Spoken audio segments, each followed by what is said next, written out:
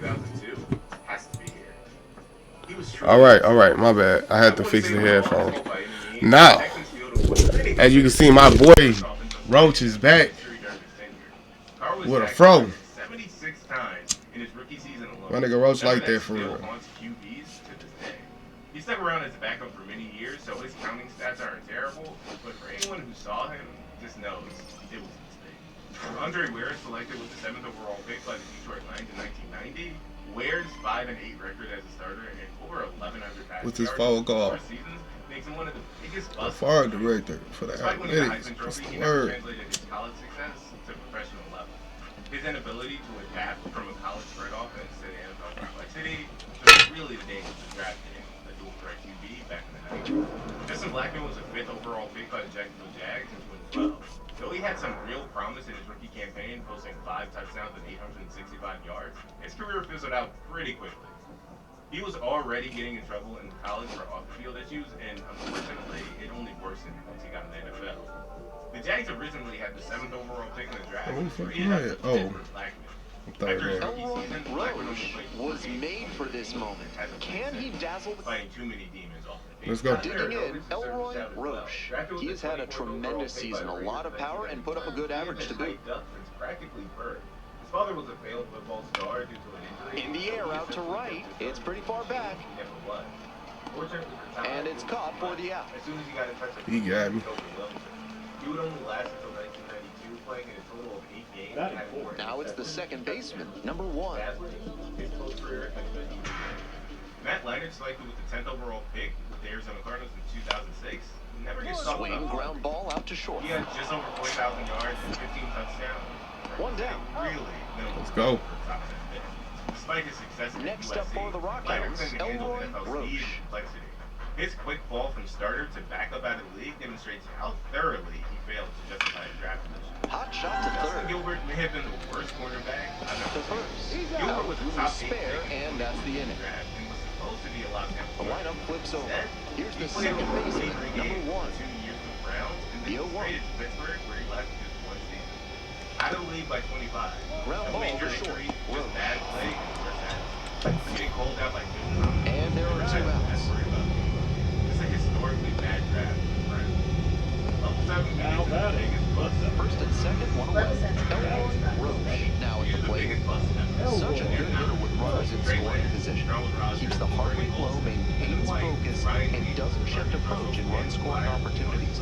What an asset in the lineup. Selected with the 4th overall pick by the Buffalo Bills in 1982. This one's smoked out to left. Just like there's 0-6 record. Snags that one. 45%. Runner tags at second. He thought about third, but won't take the chance and heads back to second. What makes him the ultimate buster is just 2 down and a runner at second base. Digging in for the Rough Riders, number 1. 1-2 off. On the ground, out to short. Roche. Tosses to first. Out with room to spare, and now the shortstop, Elroy Roche. But I gotta hit some. Perhaps shooting to the right side.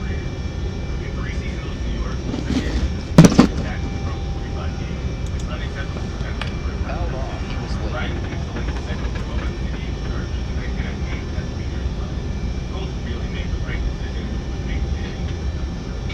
Go one. Fly ball, right field. Zavala. There to make the catch. Runner tags at second. In safely at third with 1 out. 2 away, the possible go-ahead run at first. That one smashed to left field. Fair ball. Round second, headed for third. Headed for the plate. Damn. Safe, and they take the lead. What a great swing there. He really put a lot into that. He's hit right down the line, didn't overdo it, and kept it fair for an out. 2005, he was suspended for 4 games after his Fly ball to center. Damn, I can't get shit this game.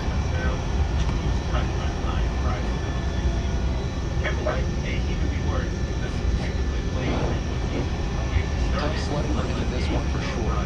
This is Kevin White was drafted with 7th overall pick in 2015 draft class. White finished with just 397 yards and received on a touchdown. Now stepping to the plate for Midland, He played 6 Roach. seasons, 38 games, played 30 total, had the same touchdown. There was a reticle once he was drafted saying That's a base hit. Throw back in quickly, first and second now with nobody out. No question, he came up ready to hit. That pitch was tapped. 108 miles per hour of exit velocity, and that's usually going to get you enough. And here's the first baseman.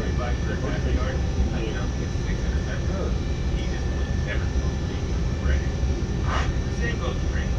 It's like the third overall. There goes the run, and that'll leave the bases. And now the center fielder, Brian Wilbus. Take us home. Now the 1-2 pitch. Swing lifted to left field. It's back. And that should get the job done. Runner tagging from third. He's in to score on the sac fly. It's 2-0. 1 out and 2 on. Now the third baseman, Tommy White. Double steal attempts in the ball. And no throw. Both runners safe. Now a single could score 2.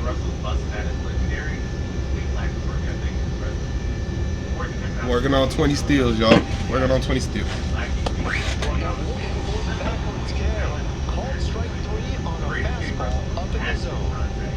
Now it's the right fielder, Nate Nangill. So there you have it. 7 level. The 2-2. Pop up, foul on the right side. Krim under it.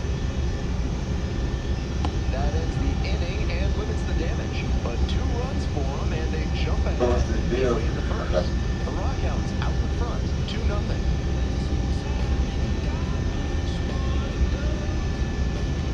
Same thing? This is our year. You know, if Stepping in for the Rockhounds, Elroy Roach. that's what you think. 1-1 with a single so Get the far. all-new iPhone 17 Pro on us. Designed to be the most powerful iPhone yet. Most expensive plan now required. Runner to the left side, and it goes just foul. Roach, Jersey Mike's is now an official sponsor of the NFL. his last 10 games. Hold on! You're stealing my job! I don't want to steal anything. Lies! I just love these subs.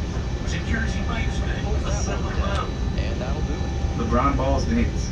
LeBron had just come off a one-game suspension and stepped right back into the spotlight with one of the more infamous celebrations in recent memory during a tight game in Indianapolis against the Pacers.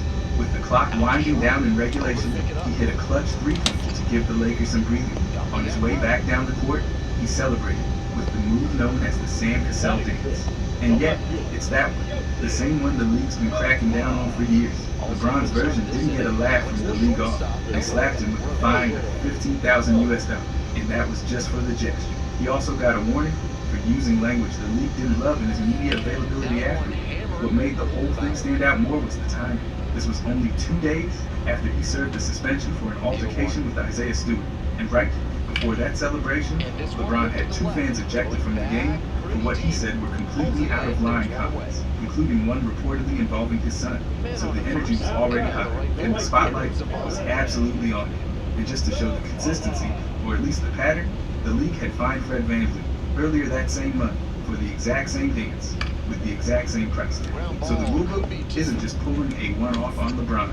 They've made it pretty clear that as funny as it might seem in the moment, the dance doesn't fly when it's on national television with kids watching. The league sees it as crossing into obscene territory, even if it's free. The fact that LeBron, one of the most visible and influential athletes on the planet, didn't get a pass shows the NBA's line is drawing a permanent marker when it comes to what they'll let fly after a big shot. The message was loud. Keep the heat, but drop the gesture. Dwight Howard tongue kick. Dwight Howard got hit with a $35,000 fine after an incident during a regular season game between the Hornets and the Cavaliers. It happened on a Friday night in late November of 2017. Charlotte lost a tight one in Cleveland by just a single goal. And while the game itself was close, the league had no hesitation when it came to handing out punishment. This went down in the second with just over 4 minutes left before half. Howard made a gesture on the court that the league didn't waste time calling out. What made it worse was that the move seemed directed toward the crowd.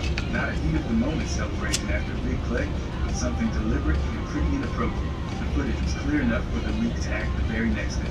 They dropped the hammer with a $35,000 fine and labeled it unsportsmanlike conduct. At the time, Howard was a 14-year vet, and he wasn't exactly a stranger to league discipline. This was already his 5th fine that season.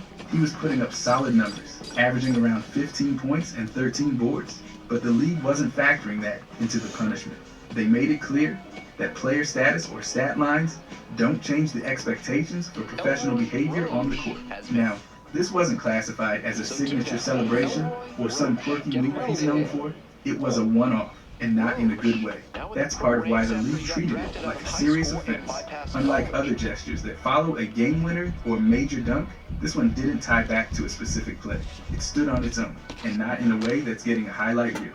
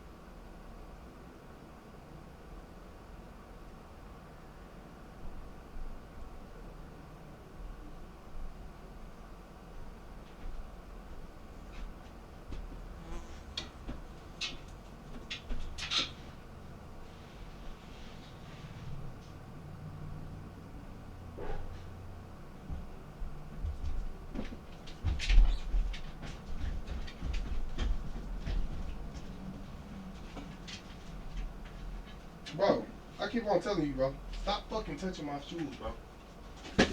Stop fucking touching my shoes, bro. You see what I'm saying? Stop fucking touching my shoes. Yeah. I'm gonna take the fucking towel from you. Stop fucking touching my shoes, bro.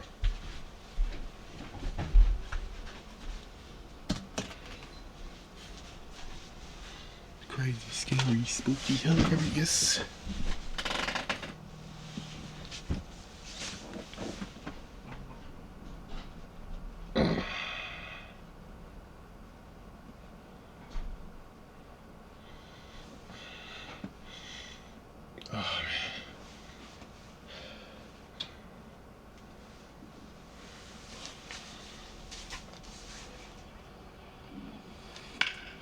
Puts this one in the air down the line. And that is a... Ah! And the 0-1 now.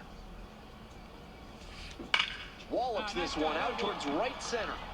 Ah! We good now. Around first, hustling for two. Shohei Tohaki. The Tom Happy. Right down the middle, a hitter's dream and a pitcher's nightmare.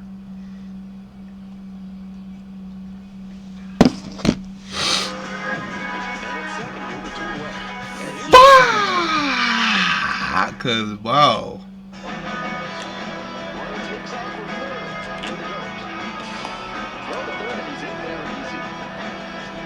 I'm working on my fucking 20th steal, man.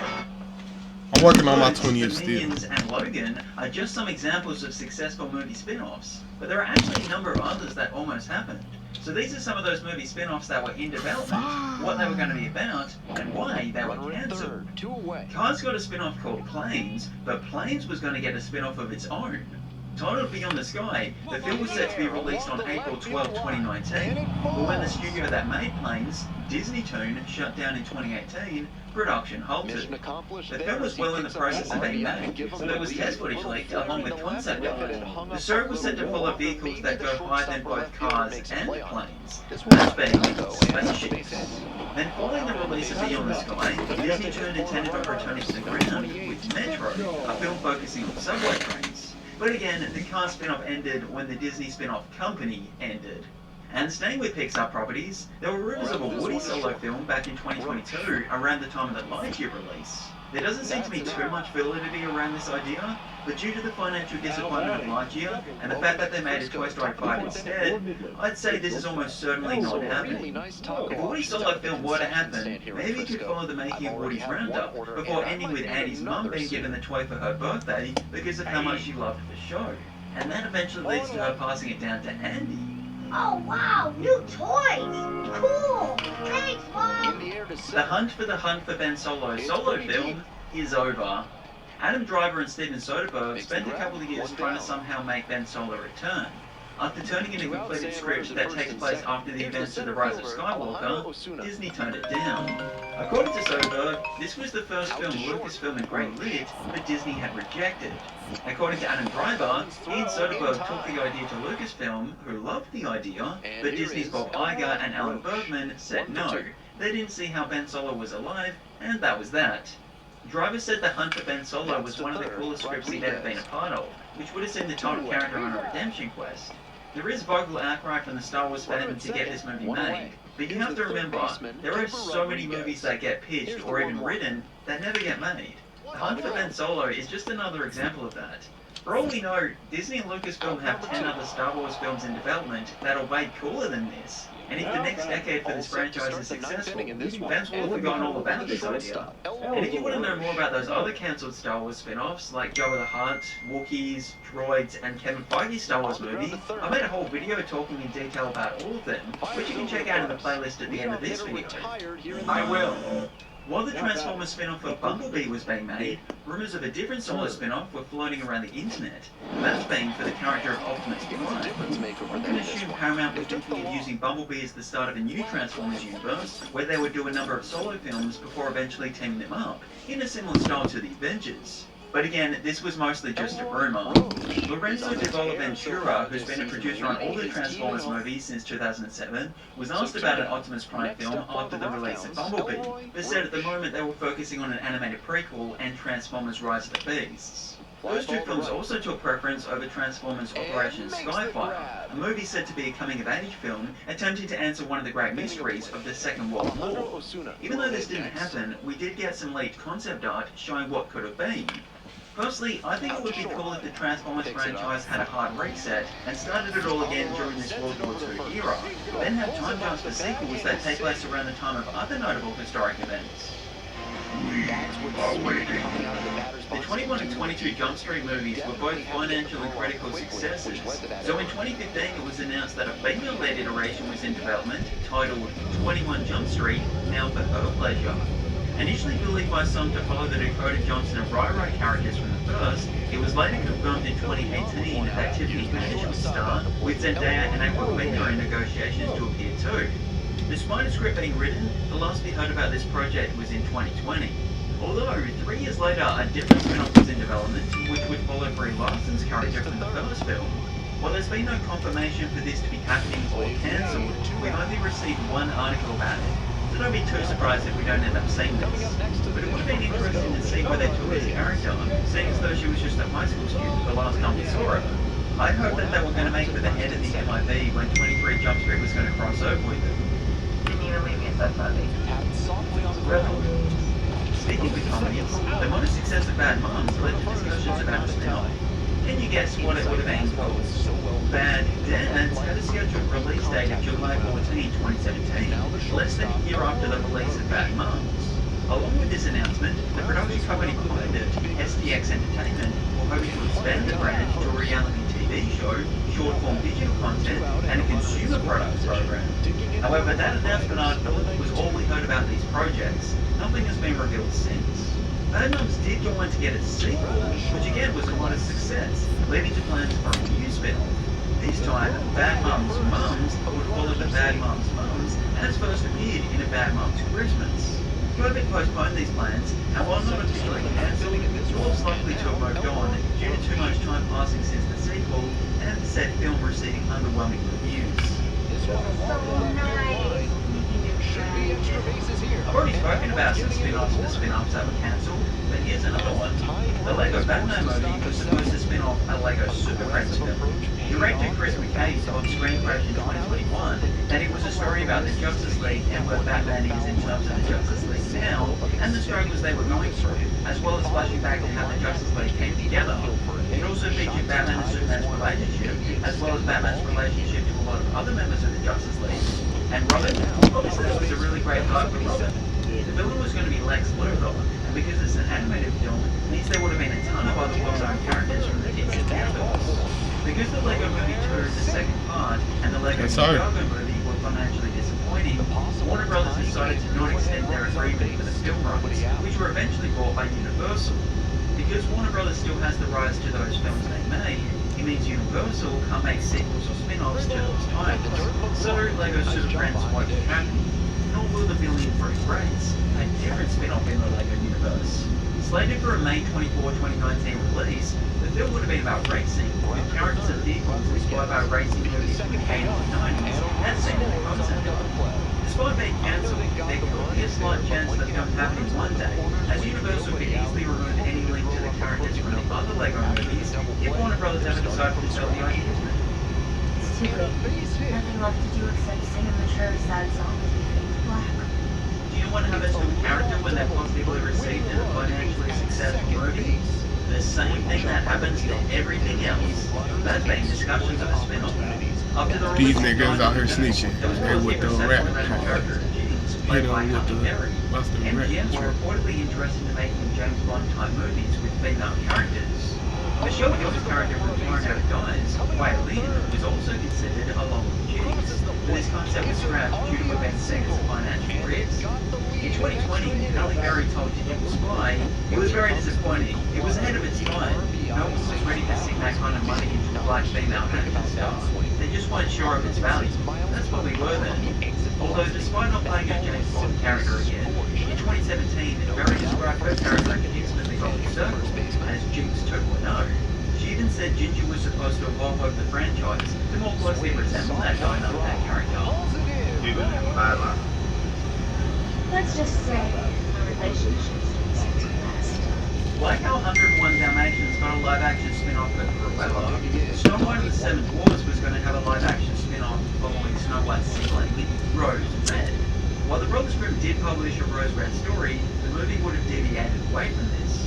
Announced in 2016, the pitched idea would have seen Rose Red team up with the dwarves to save Snow White after she eats that apple and falls into the slumber.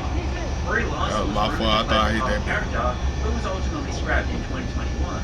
But it may have been due to wanting to focus on doing remakes rather than spin-offs, seeing as though it was less of a financial risk to make something people know rather than something new.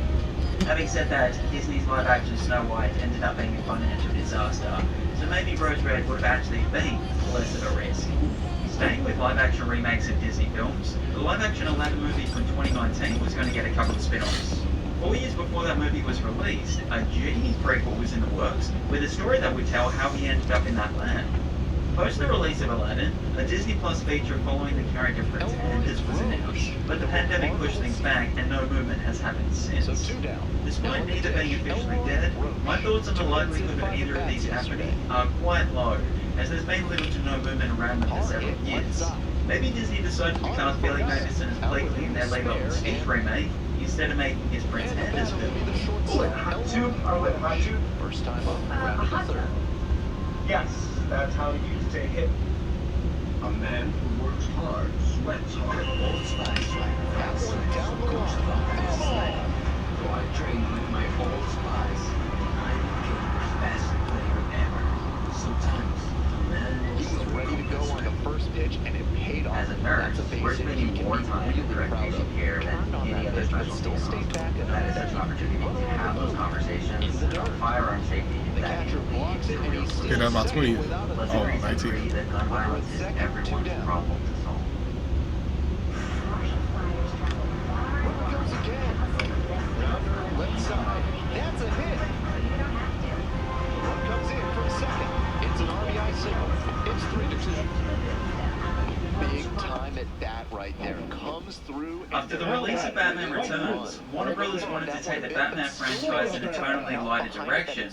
Director Tim Burton had no interest in returning for the third movie, but did have interest in making a movie following Michelle Pfeiffer's Catwoman, and so did the studio, because after positive reactions towards the character from test screenings, they filmed this scene and added it to the end of Batman Returns to show that she was still alive, despite being riddled with bullets.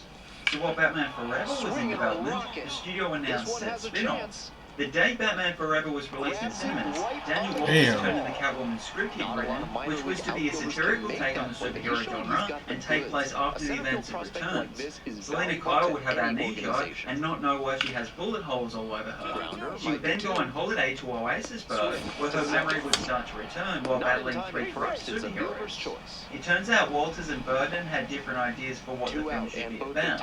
Tim wanted to make a low-budget drama and film it in black and white. So Walters moved on from the project, and John Walters pitched a script where Selena goes back to her hometown of Lake City. After years in development hell, Hey! was eventually replaced with Halle Berry to be released as a completely separate project altogether. And sticking with this Batman continuity, Chris O'Donnell's Robin was supposed to get his own film, but when Batman and Robin was financially and critically disappointing, those plans were scrapped. In addition to these DC spin-offs, Suicide Squad was going to give solo films to Deadshot and the Joker, Black Canary would get her own film following events established in Birds of Prey and The Way to Untitled. Cyborg, Deathstroke and The Flash's Supergirl were all supposed to have their own film, and the success of Aquaman led to heavy development on a Black Manta/Trench movie. Over at Marvel, the Amazing Spider-Man universe was going to get a Black Cat, Sinister Six, and the Amazing Spider-Man vs. Spider-Man. In another corner of the Marvel Universe, Kitty Pryde, X-Men Origins Magneto, X-Force, X-23, and Beast spin-offs were all considered.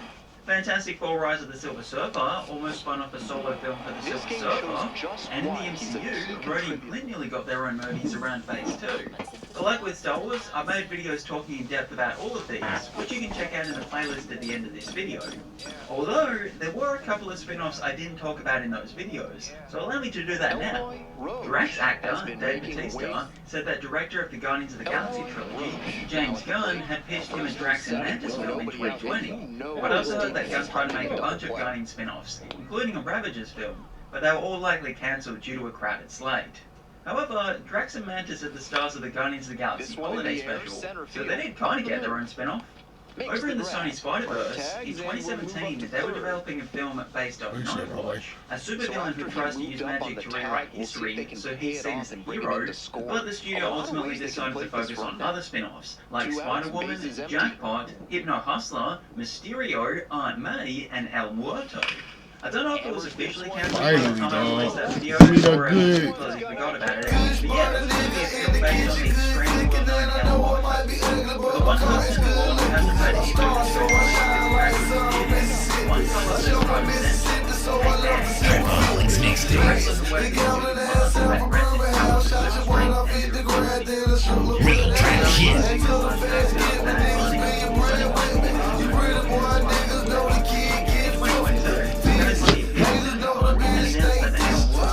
would be released on January 12, 2024. The following year, those plans stalled when production wasn't ready and Bad Bunny had a tour to go on. By early 2024, development started back up again, but after that year's disappointing entries of Man and Web, Venom the Last Dance, and Kraven the Hunter, Sony decided to indefinitely end their Spider-Man spin-offs. At the end of the day, all these spin-offs could have actually worked. You can take characters like this and make interesting movies. A good script is a good script. People have made great movies out of weirder ideas than these. He's been hiding under my toe. He's been controlling my actions. The Conjuring has already conjured up a number of spin-offs, but it was going to get another in the form of The Crooked Man. This development started in the middle of 2017 and was said to be a dark fairy tale. Initially intended to be released after The Conjuring 2, it got pushed aside in favour of The Nun when that character was positively received in said film. By 2022, franchise producer James Wan announced that The Crooked Man film had been scrapped for now, but by the middle of 2025, hoped it could one day come to be. There's clearly a fan base around this franchise, so if audiences desperately want a Crooked Man film and make that known to producers, maybe it can come to be, in the same way demand gave us The Nun.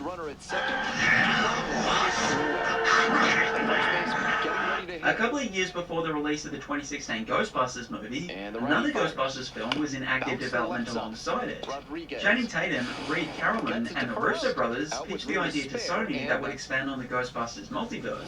Tatum would star, and Chris Pratt was hired to play another member of the team. However, by the middle of 2015, it was put on indefinite hold, while everyone, including Sony, focused on other projects. Are you sure you didn't just really want them to? That it never worked out? In June 2020, it was announced that Margot Robbie would star in a female-led spin-off to the Pirates of the Caribbean franchise. By the end of 2022, the movie wasn't dead, but producer Jerry Bruckheimer said the story was good, however, still needed a little work. At the same time, he said that a complementary spin-off was also in the works, which would feature a younger cast. And in 2024, rumors circled around the idea of having Ayo Adebri in the lead of that film. As of posting this video, there's no official cancellation for either of these spin-offs or any official announcements to any Pirates of the Caribbean films, but there doesn't seem to be any movement around them either. However, seeing as though the franchise has averaged $900 million per movie, I have no doubt Disney will want to continue it in some way very soon. I know there are people who say you can't make a Pirates of the Caribbean movie without Johnny Depp. Like all franchises, if you want them to continue, you can't just keep relying on one character. Eventually people are going to get tired of them, so creating new, interesting characters is the only way to keep it fresh. Or at the very least, rebooting and recasting. Trying something different might not work, but if it does, it could add an additional decade of life to the known IP. Frightful bad luck with a woman a boyfriend.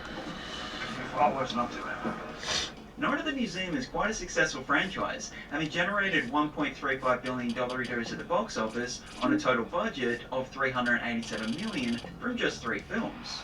On top of this, it got an animated 4th feature in 2022, released on Disney+. But before that, there were plans to spin off a few of the characters from the franchise. Theodore Roosevelt would lead the movie alongside Jedediah and Octavius. However, due to Robin Williams' passing, this never came to be. That's not to say Williams would have done it, as there's very little detail on the project, but I think there could have been an interesting story told with these characters if it ever happened. Nothing's impossible. If it can be dreamed, it can be done. Kick-Ass co-creator Mark Miller told IGN in 2015 that there were talks of a Hit Girl spin-off around the time of Kick-Ass 2. They'd even spoken to directors like The Raid's Gareth Evans, but he was too busy. Along with this, Kick-Ass 2 was financially and critically underwhelming, so future plans for this franchise were scrapped. However, in 2023, the rights to these films went back to director Matthew Vaughn, who intended to continue this franchise, but not with Kick-Ass or Hit Girl. instead focusing on new characters before bringing them back into the frame once the newbies have been established. This new film is called Stunt Nuts the Movie and is already filmed back in 2023, which is said to be about a group of athletes trying to raise money so their training gym can stay open. If you want to know more about this, I spoke about it in the Movie Franchises That Never Finished video, which you can check out in the playlist at the end of this video. You can't go. People need you. Quentin Tarantino nearly took a character from 2 of his movies and put them together in a new film. The director confirmed that Vic Vega, aka Mr. Blonde from Reservoir Dogs, is the brother of Vincent Vega from Pulp Fiction. So Tarantino talked about the possibility of making a prequel with the siblings in a film titled Double V Vega. Michael Madsen, who played Vic, said Tarantino had spoken to him about the idea of where the brothers would be released from different prisons and reuniting at a club in Amsterdam. Ultimately, the director went on to do other projects, and eventually too much time passed. As this would have been a prequel, the only way to make it happen is to either recast or use de-aging technology. You gotta make some phone calls. You gotta call some people. Guillermo del Toro's Hellboy 3 wasn't the only cancelled Hellboy film. So was Hellboy Silverlands, a movie following Prince Nuada from the Golden Army. Because the character died in said film, it would have been a prequel. Universal Pictures approached Hellboy writer Peter Briggs to write, but instead of making Nuada the main character, Abe Sapien would take the lead. The movie ended up taking a back seat so that focus could be put on Hellboy 3 instead, but both kept getting pushed back and eventually cancelled to focus on Regal. According to Briggs, there were hopes this would be the first film in a series of From the Files of the BP IP projects, where we would have seen Nuada's connection to a rival Ferry Cordia, who seeks to control the Fairy Kingdom and Nuada's hand marriage, and engineers the machinations that caused Prince Nuada's expulsion.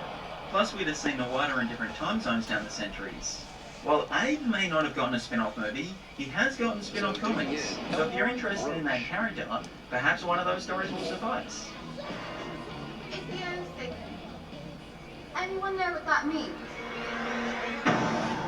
Remember this cast photo featuring Russell Crowe's Jekyll and Hyde, Tom Cruise's Nick Morton, Johnny Depp's Invisible Man, Sophia Boutella's The Mummy, and Javier Bardem's Frankenstein's monster? That boy. I see you. Look like me out there. Look at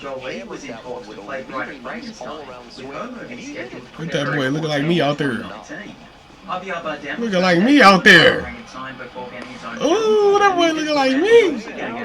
On top of all this, a Wolfman movie was in development, hoping to cast Rock the Dwayne Johnson in the lead. A reboot to Dracula was planned. Bitch ass nigga. Black Lagoon script was being written. Phantom of the Opera was being developed. Hunchback of Notre Dame was announced. Van Helsing was considered to be played by Channing Tatum, and Russell Crowe would get a Dr. Jekyll and Mr. Hyde spin-off. But when The Mummy went on to be financially and critically disappointing, Universal Pictures decided in 2018 to abandon the shared universe concept and just focus on standalone films. We're just gonna take a minute, and we're all gonna come up with a new one. Thanks for watching. Let me know in the comments which of these spin-offs you wish happened, or what movie character you'd want to see a spin-off for. And don't forget to absolutely obliterate those like, 5, subscribe, and share buttons. I'm just kidding. Only do it with enough force that it registers. I don't want any of you breaking whatever device you're watching this on. And here's the first baseman. I do love switching things up. New cities, new jersey numbers, new looks.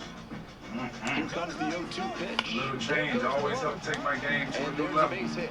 Lead runners around second. The throw to third. Why not a new phone? Damn. Boy, he nice. That's the number. Now it's the right fielder, Luis Baez. Picture day tomorrow? Out to short. I'll be ready. Handles the chance. Play made. That ends the inning.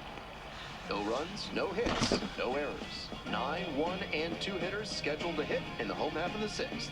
The Rockhounds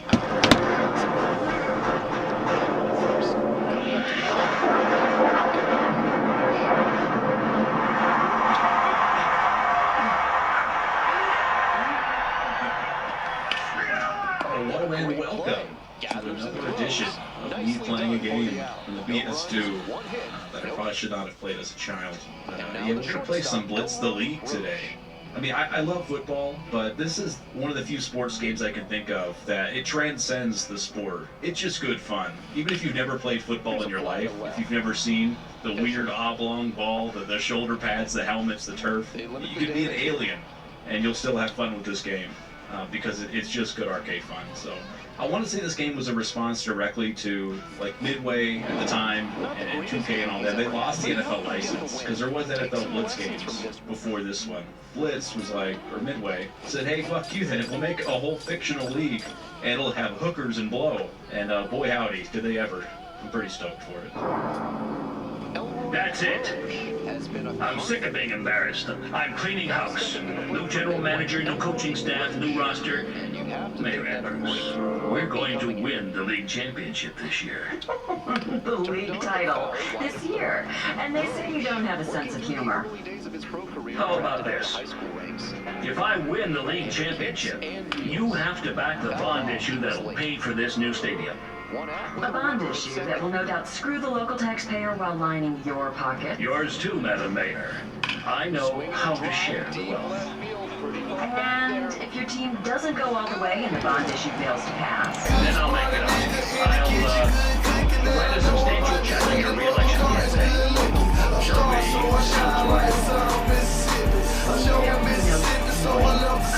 KYROMLB's mixtapes.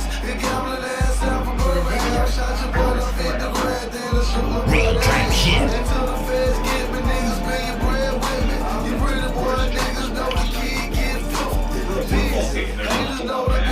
And of course, they're a new expansion team who's tasked with winning the championship out the gate, which is always a fair place to be. But I think Kalamazoo might be the way to go. Imagine getting beaten in the championship game, the biggest game of your life, the one that's going to define your legacy, your future going forward, whether or not your family loves you. Kalamazoo beat you. Imagine that. But the team name, there we go. The Kalamazoo Kumquats, ready for battle. And we can pick a logo. I can maybe just go with a fancy letter K, but the lady on the rocket is pretty sick. Yeah, just a low-res image of a woman on a rocket. Let's do that. I like the color scheme already. It's pretty sick, so I don't want to mess with the style too much. I feel like the game defaulted to something that is equal parts ugly, but also like high effort ugly. You know what I mean? And we have only three stadiums to choose from. And all of this is solo res. I can't even fucking tell what I'm looking at. So we'll just go off of name alone. 4 Falls Field. It's foreboding. It spells doom for anyone who enters. This brand new facility is good at generating maximum revenue for the owner, but it's not the best place to take in a game. There we go. No, that's perfect. I love that. We want to extract as much money from our patrons as possible, while giving as little back in return as possible. I love that. I think it's our head coach. He's a rising star looking for his first head coaching gig. Turned Chicago QB Shane Spain into a legend. He's going to turn me into one, too. Our offensive coordinator, we'll go with balance, because I don't know which method I want to take, so regardless of anything else, we're going to stick with a balanced guy. In defense, we're going full blitz. The game is called blitz. I don't want to be conservative. We want to be ultra aggressive on defense. And the most important hiring of our coaching career, of our owner career, is our team doctor. We have a guy that is very aggressive in his doctoring. I'm not sure if that's a good thing. But let's say you go to a doctor and you want reviews on the guy, and someone's like, well, he's aggressive. Do you want to hear that from your doctor? I think so. We want Dr. Boza. I'm guessing it goes. We get the draft an offensive rookie. 3 RBIs. Now that is crazy. Fresh out of college, like anywhere from 20 to 25 years old, let's say, what they're supposed to be. They all look like they've been through like 7 divorces, like 2 bouts with alcoholism. Like that is a 45-year-old man who has seen hell. There's no way he's a rookie. There's no fucking way. Justin Jonas, I kind of like that. He's the forgotten Jonas brother. I enjoy that. Somewhat undersized for a pro, but his speed, sure hands, and mental toughness made him a top college receiver his senior year. Emphasis on senior. He is 2 days from retirement. When I play this game, I like to use her the linebacker, so I kind of like that my best player might be a linebacker. And his name is Lawless. You want people to represent your values. One of the best linebackers in most recent years. Age has slowed him, but his ability to be in the right place at the right time more than makes up for it. This man looks younger than my rookie somehow. But there we have it. The Kalamazoo Kumquats. Their lady on a rocket, red, white, and blue, God bless America paint colors. We are very aggressive, and we're a balanced offense, led by Justin Jonas and veteran Ted Lawless on defense. But the first things first, obviously we gotta look at our cheerleaders. No self-respecting team is gonna be without a squad of cheerleaders. We gotta select their outfits apparently. Let's just do stars, because once again, God blesses America. I'm gonna make them all the same woman. They've all been cloned. Oh, I can't have her as the same person. That sucks. Okay, never mind. We can't have 4 Ravens on our sideline. Our team doctor sends us a message. Hey coach, this is your one-stop shop for whipping your players into shape and keeping them on the field with any means necessary. For our quarterback, we want him to be strong as hell. How do I make him faster? Speed. He's going to do a lot of running today. And then we're going to buy him some drugs. Can't have our star player going against crazy. So not every drug is illegal, mind you. But the ones that are the good stuff. We want this guy to be strong, but also resist injury. So we're going to give him Droxlin. This stuff will keep your body going even when you know it shouldn't. Just be careful, it may make you a little crazy. We want our quarterback to be a little wild. These are athletes at the peak of their game. There's no long-term solution for them. They're a blazing star, burning twice as bright for half as long. I want to take a look at my roster really quick. Maybe I can't change his name. Oh, thank God I can. Okay, our star quarterback, well, Rick Whiskey, actually. Rick Whiskey's going to be the star quarterback. I want him to be a 350 pounds quarterback. That seems appropriate. And we're going to pick a very not quarterback number. No, 69 is taken. All right, well, we'll do the other funny internet number, the one the kids all like, the 6-7. I don't know what it means, but, you know, we all got to do what we got to do. There we go, Rick Whiskey, ready for battle. That is an absolute fucking unit, my friends. If the teams even show up, they're in for the fight of their life. But if I was the other team, I just wouldn't show up. You got to make a business decision. But our first game awaits against the Outlaws, the Arizona Outlaws. They're favored by 7 points, and like any good owner, I can bet on my team to stay within 7 points. But we're going for it all, baby. We want to win straight up. We don't care about the spread. The only spread here is the cheerleaders, you know? You know what I'm saying? One thing you need to know about the Arizona Outlaws, never underestimate Tito Moss. He may be a shrimp, but they don't call him Mighty Moss for nothing. And one more thing, never, ever turn your back. I mean, that is peak 2000s, like, hype video, man. I want every edit on TikTok and Insta to be just one of those, you know? Let's go back to that style, the gritty style, you know?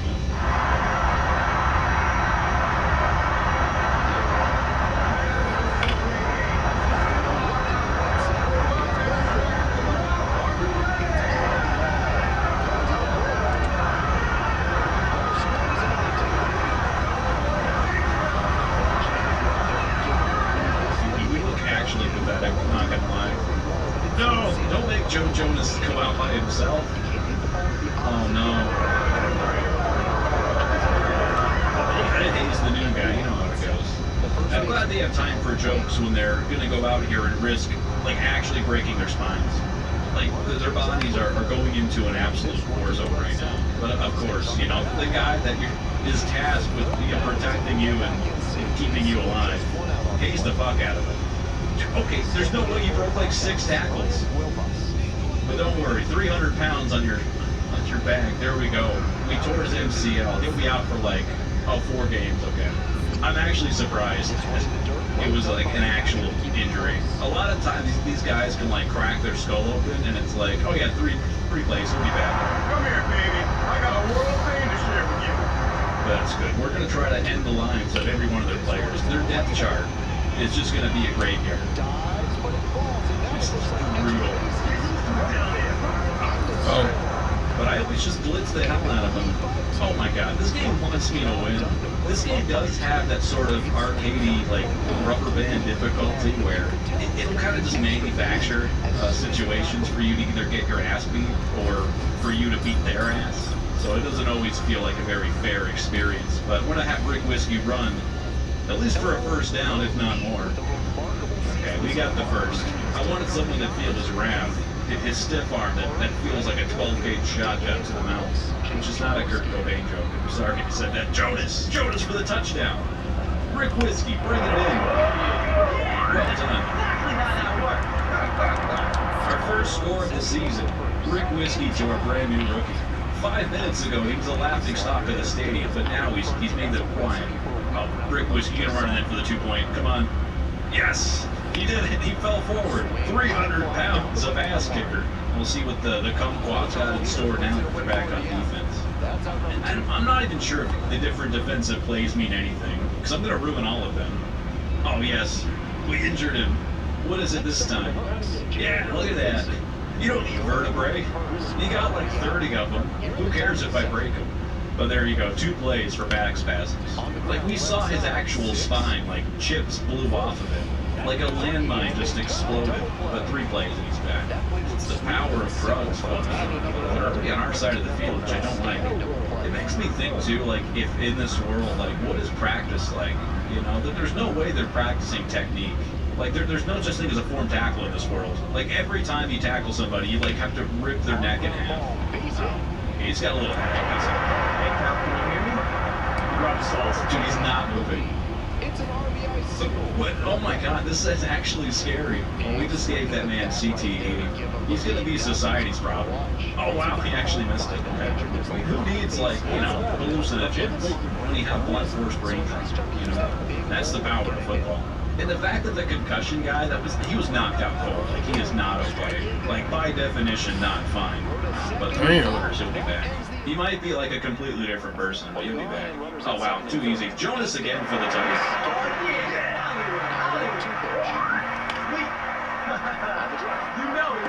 I want to hold these guys scoreless in the first half. That would make me feel good.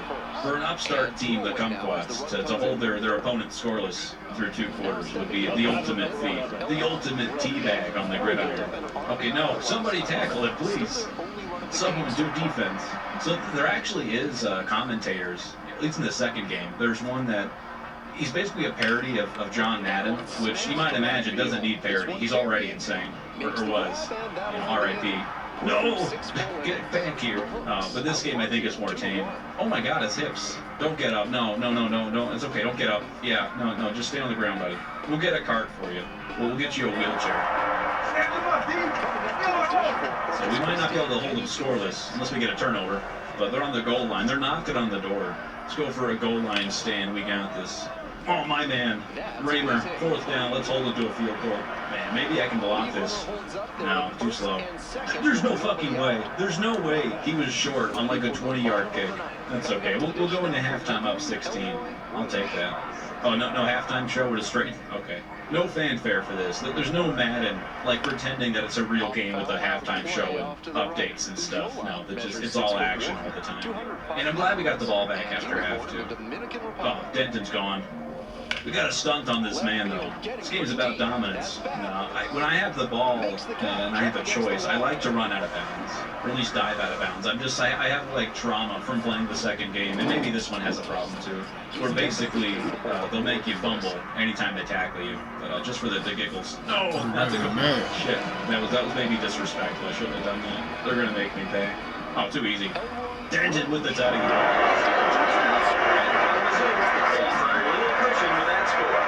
If this was the NFL, that guy would be banned for life.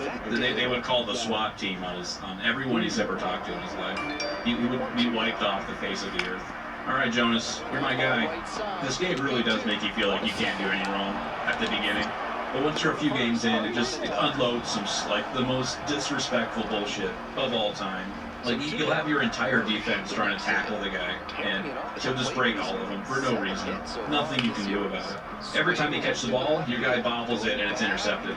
Without fail.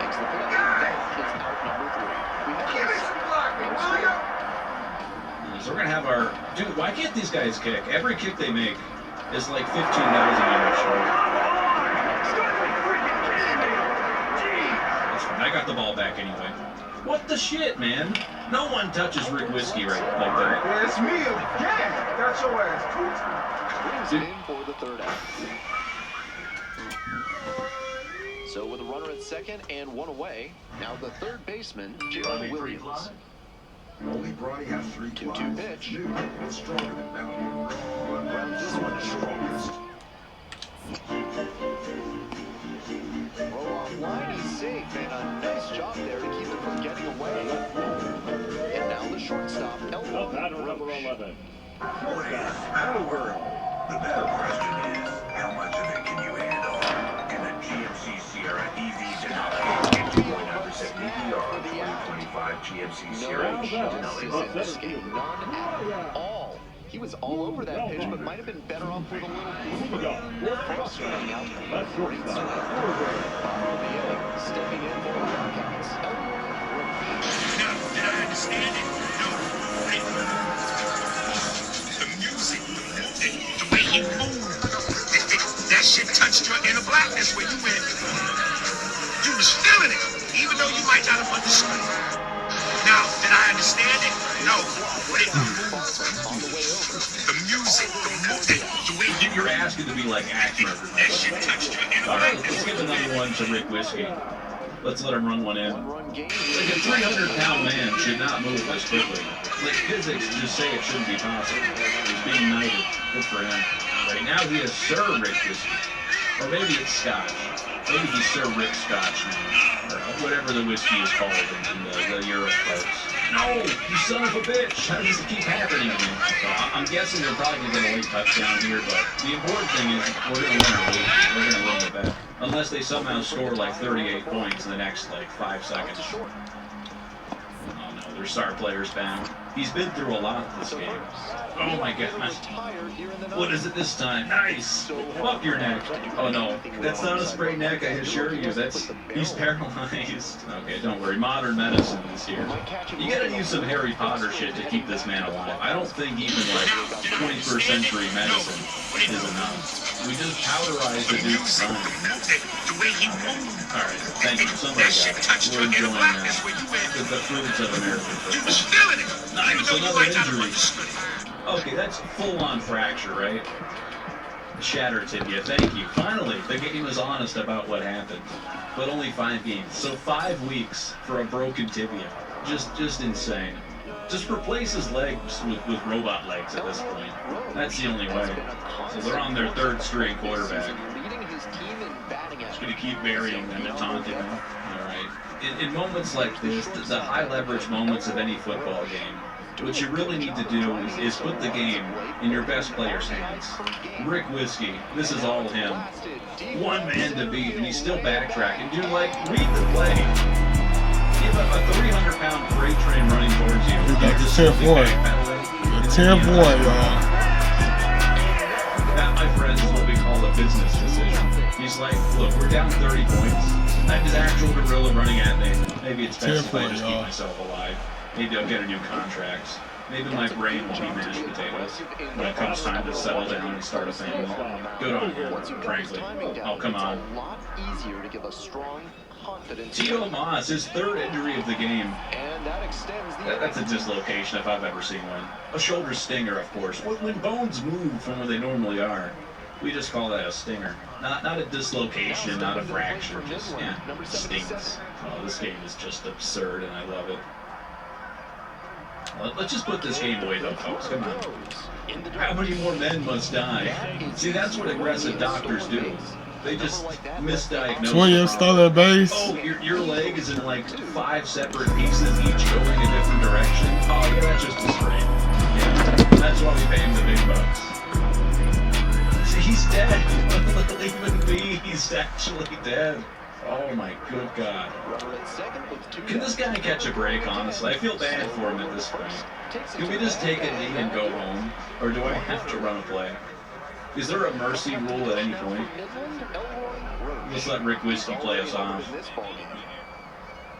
Oh no. There he goes. Just run the clock out. That's a dub, folks. Our first dub.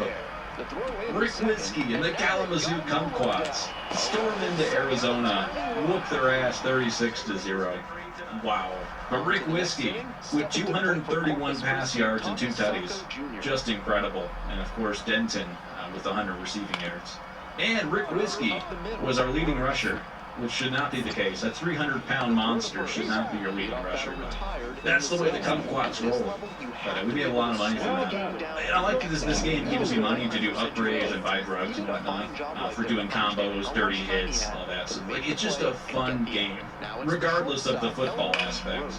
So I think we can check in on our trainer here, or our equipment. Let's see what new equipment we can buy to upgrade our soldiers of battle. Let's get them some new gloves. I don't see brass knuckles, which is a little disappointing. But I want to spend all my money on this game for something expensive. They're crazy for it, folks. Made by a blue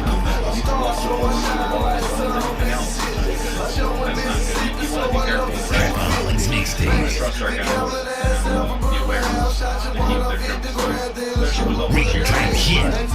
Jump right into game 2 against the Crusaders. Cincinnati Crusaders. We're going to play some Lakers. We put all of our money down. Still okay, so we have to win by 21 points. I think we can do it. A 21-point spread in our second game effort. That's easy peasy. The Cincinnati Crusaders' best player is one hardcore dude named Kwame Mbutabe, born in America but takes his African roots seriously. Treats every down like a battle, every game like a war. And there's no denying it. Kwame's a warrior. Every at-bat felt like What a fucking game. That's how you win the series right there. Yes, but he's making a comeback. For the love of the game. Why is that funny? The only things he loves are hot women and cold cash. Two commodities in short supply for ex-players. So he's motivated. Motivated? Try desperate. But Joe Jonas, he's gonna take the kickoff. You know what? Fuck it. Let's take this in for a tutty. They can't stop us. We're too good. We're simply too good. No, Joe Jonas. Come on, Joe Jonas. Keep your dick in your pants. They'll be there at the end. Thank you, Lawless. God, that's what happens when you make a whole team full of gooners. But I kind of like the progression aspect of this game. Like, it does feel like a role-playing game in some ways, where you like upgrade your guys over time and sort of like outfit your team the way you want them to be. Come on, get in there, yes. A 4th down conversion for a touchdown.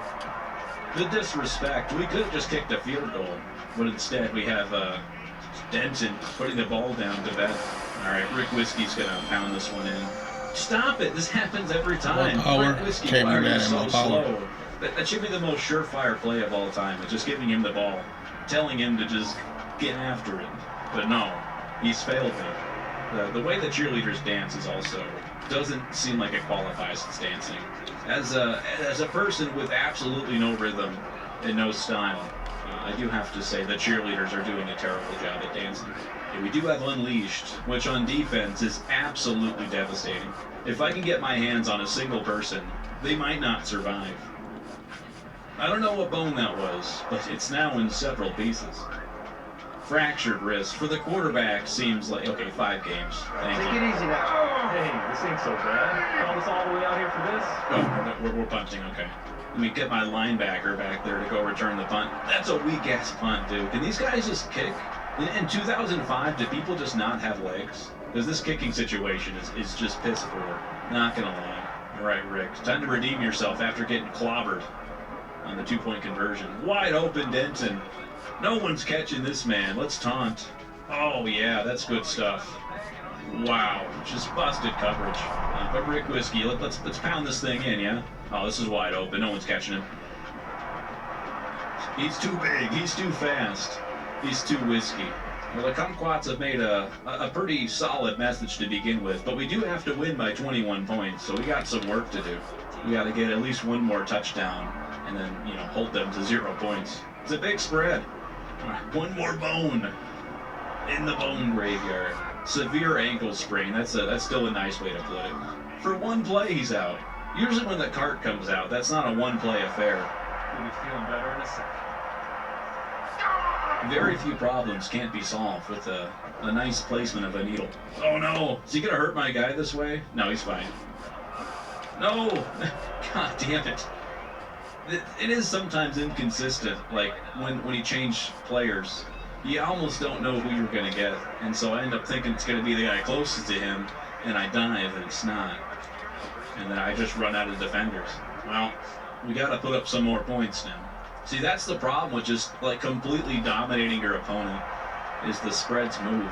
If we had just had a modest victory last time, we wouldn't have to score 21 points. Well, I guess that's the fun of it all. More incentive to just absolutely kick their ass. All right, let's see if Weathers can just take this one in. Who needs offense when you have this? Too easy. Let's go. Weathers for the tutty. You always like some special teams touchdowns. Where did he get that cell phone? Yeah, that's where I'm calling you from. The end zone, baby. All right, Rick Whiskey, split up some more points. I just like watching him run. I might be an addict. I might have a problem. I just want to see Rick Whiskey just move them legs, you know? It's good for the soul. It feels like a run play. And they have a running back who can just absolutely kick my ass. So we have to be careful. Matabe, it's probably one of the best players in the game, at least for this Division III stuff. Because this was back during the time in football when, like, it was a passing game, but running backs actually meant something. Like, the star of your team wasn't always the quarterback, not like it is now. So when you got a freak of nature like Matabe, you gotta watch out. What the fuck? What the hell was that? Went the wrong direction. Yeah, they might score. We might not be able to keep this within 21 at this rate. Because they're just scoring at will. Holy shit.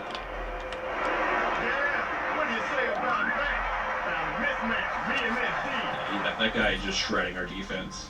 So we're only up by 8. So we have 30 seconds to score. The clock is ticking. But if Rick Whiskey can't do it, no one can. And once again, Denton wide open. And he's too quick. Just hanging in a hotel, coach. Just that easy. So I'm not worried about our offense. I'm worried about our defense. We cannot stop anything. I mean, at this point, because they keep kicking close or kicking the point after, we're still sort of getting ahead of the spread. Tell me what I want to hear, man. We're going for 2 and they're going for 1. So over time, the over the boys course of moving 21 up. touchdowns, we'll get our spread. Also, for a quarterback named to be Armstrong, that's what I'm talking about. On the nose. It's like a running back. That's what I'm talking about, coach. And I'll never let you down, man. I told you I wasn't gonna let you down, man. Third down. I remember when Coach told me straight up that, you feel me, a lot of people that get drafted in your position don't make it to the big league, so just have fun. And I'm like, bro, I'm about to ball out. I was broke, pocket full of lit, live on the bricks, they just don't understand, huh? Stacking chips on the road like a trucker, man. Had to take some chips to the show for my brothers, but strapped with extra dips, just in case any sucker would want to run this bitch. It wasn't enough.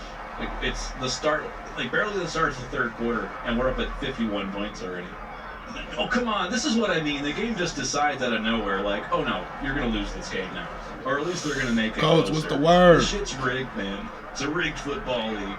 Half of the game is just, you know, playing football, right? Like, you're beating the shit out of people, calling good plays, I'm fired up to be here, man. all that stuff. That's I'm just glad that y'all gave me a chance. The other half of the game is doing your absolute best to not let the AI do its bullshit. So, you know, don't throw a ball into a contested area. You know, if he's wide open, chuck it. Oh yeah, coach. I'm always doing the fate of your completion. I'm gonna always come through for my boys. And then if you're gonna get tackled, you know, just dive to the ground or run out of bounds. Don't let them actually hit you, because you will fumble the ball. So you're just trying to protect yourself from the bullshit. And then there's a factor of it too, that once things kind of start not going your way, it's really hard to get momentum back, because the unleashed meter is, you know, the clash. Oh man, feel good. That's your biggest asset on offense. At least for me it is. Come on, Denton, let's go. Because this time I didn't need it. But like, if you can't get any yards, then you don't build up your flash. Just a monster play from Denton. Rick Whiskey is on a tear. Oh, thank God. Come on, Rick. Come on, Rick. Move that fat ass of yours. Nice. 2-point conversion. Well, we're up by 10, so we need 11 more points to even hope to cover the spread. Let's go. 28 to 29. This is getting tense, folks. We can come up. I can just clobber this man. We can do this. Welcome to Ship Stadium. This game will We back. We back. We in Las Vegas now. the star of the show, getting ready to showcase his skills on the diamond. The boy Roach is in the building. Introductions wrapping up down on the field. Making his double A debut at now 8. Could he make them 500?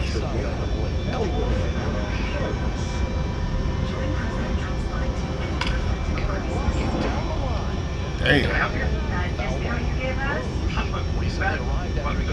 We were going to name her Amelia, but now we're going to name her Mike. Swinging a high fly ball, sailing towards the I see a family member saying 10% on kitchens and countertops. Damn. I get that together though.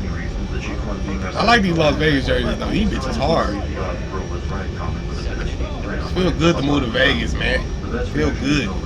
I know I told you so. I don't want to twist the knife, nor do I have much else to add to the discussion. But people keep asking for my opinion on how this turned out, so give you some context if you're not aware. Damn.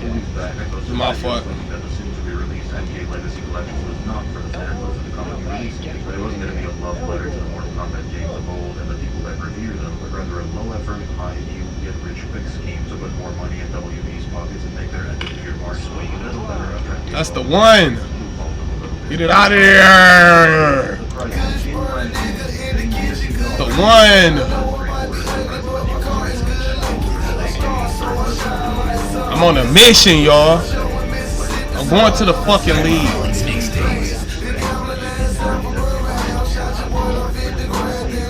Real time shit. Yeah.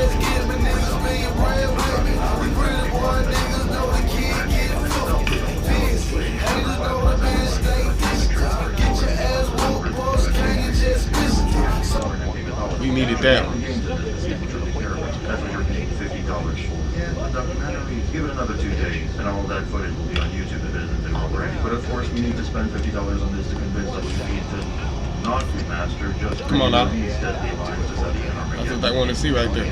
So they can spend another $50 on those too, or more likely 70. It is like me saying I need to get my healthy left testicle removed to convince the surgeon to remove the cancerous right one. What kind of abusive relationship is this? If you're the consumer, then you dictate the market. You hold all the cards. Right now you're giving away all your cards, getting down on your knees and pulling your hair back. Buying something you don't want to coax a company to be something you might want so you can eventually get the thing you really want is backwards thinking. It's the literal opposite of how you convince companies to give you what you want. It's the literal opposite of how you shape the market. You shape the market by only buying the thing you want. Am I crazy? Fast forward to a couple days ago, and lo and behold, the now fully released NK Legacy Collection turned out to be a half-digested, steaming pile of fresh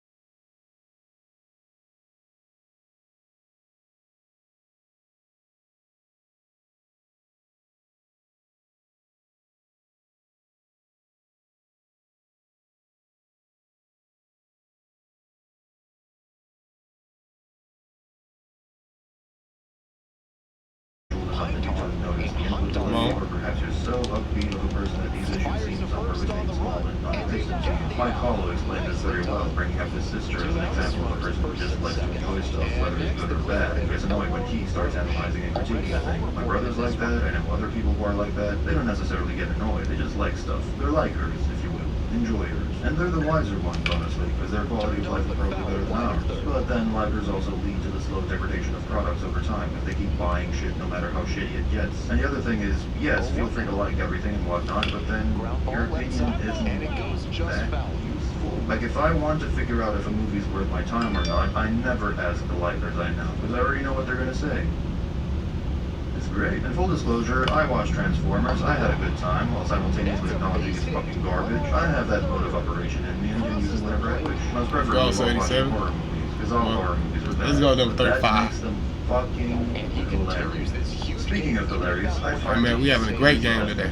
So one of my points was that if they bothered to re-release all these games and asked for half your wallet for it, they could have at least remastered or upscaled or done something to improve the visual fidelity of these fucking dinosaurs. But of course that was heresy to the classic era Psycho fans who argued that you should preserve every fridge-sized pixel and the janky look as a whole. Meanwhile, the entire games industry is remastering games left and right around them. StarCraft 1 got a pretty good remaster. They didn't touch anything else, they just added fucking pixels and gave the characters some new portraits that you cannot even use if you don't like their monks. The StarCraft 1 community is arguably as inflexible, obsessive, vintage-minded, and nostalgic as the Hearthstone one. Do you think any of them denounced the remaster when it came out? Fucking no. Everyone bought it, everyone plays that version, it became the standard in tournaments. A happy fucking ending. But no, obviously touching up 20-year-old Mortal Kombat games would be a cardinal sin. And the hilarious part is that they actually did touch something up. It wasn't the games though, it was the artwork. Yes, that is right, the artwork was considered more important to upscale than the actual games. And the even more hilarious part is that they fucked even that up, feeding the images to some random free-to-use online AI image generator and calling it a day. You understand that no one even looked at these, yes? They would have had not to for this to make it in. No one gives a fuck. Cut costs by using AI, cut costs even more by not using a good one, cut costs even more by not reviewing this stuff. Charge $50 for the base version, let's not forget that. But despite all my criticism, there's no real rage behind it, because I understand exactly why these things happen the way they do, and for the non-likers among you who spontaneously combust like Scorpion. Alright man, what a good game, you know. First game 1 for 5, this game 3 for 5. That's the mindset We coming up. Adopt as well. Think of them as fucking machines doing machine things, understanding nothing but numbers. And if you understand their perspective, you'll understand the solution. People keep speculating on what's going on behind the scenes, whether WB/NRS are incompetent or downright ill-intended. I mean, how could they be anything but malicious if they pull this kind of shit, right? Here's the truth. Companies look at data. They don't really care about anything else. Are the sales coming in? Are we making more money or less money than last year? That's pretty much it. Why was MK12 just like MK11 but worse? Because MK11 sold well. Why was Combat Pack 3 cancelled? Because MK12 didn't sell well. All this emotion over the gameplay and this feature being missing or that and the other thing, it doesn't exist to them. Nor would it exist to you if you were in their shoes. If you had like a rage bait YouTube channel that got a lot of views, but then you'd also regularly get comments that your content is shit and they hate it, would you care? Especially if, whenever you switch to a different type of content, you suddenly plummet. No, you would. Always analyze people's actions, not their words.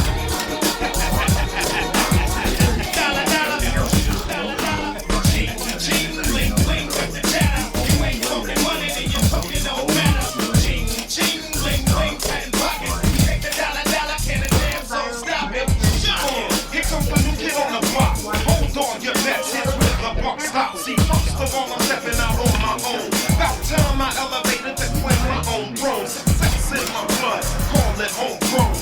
Puerto Rican testosterone. Power and money got me crazy. First and second, and nobody out. The defense will need to be sharp here. Strike one.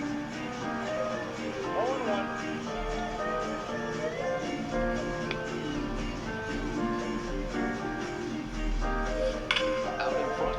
To the left side. After 2 straight off-speed pitches, he needs to run a 2-strike fastball up above the zone and try to get a chase. Skies it out towards left center. It's back. Be ambitious. Drops into the glove. Tags up from second, heads to third. So after he make a play. Tag We'll see if they can pay it off and bring him in to score. A lot of ways they can play this run there. Bottom of the 8th, coming up to the dish for Tacoma, Cole Young. Shoots this one up the left field line, and it stays there.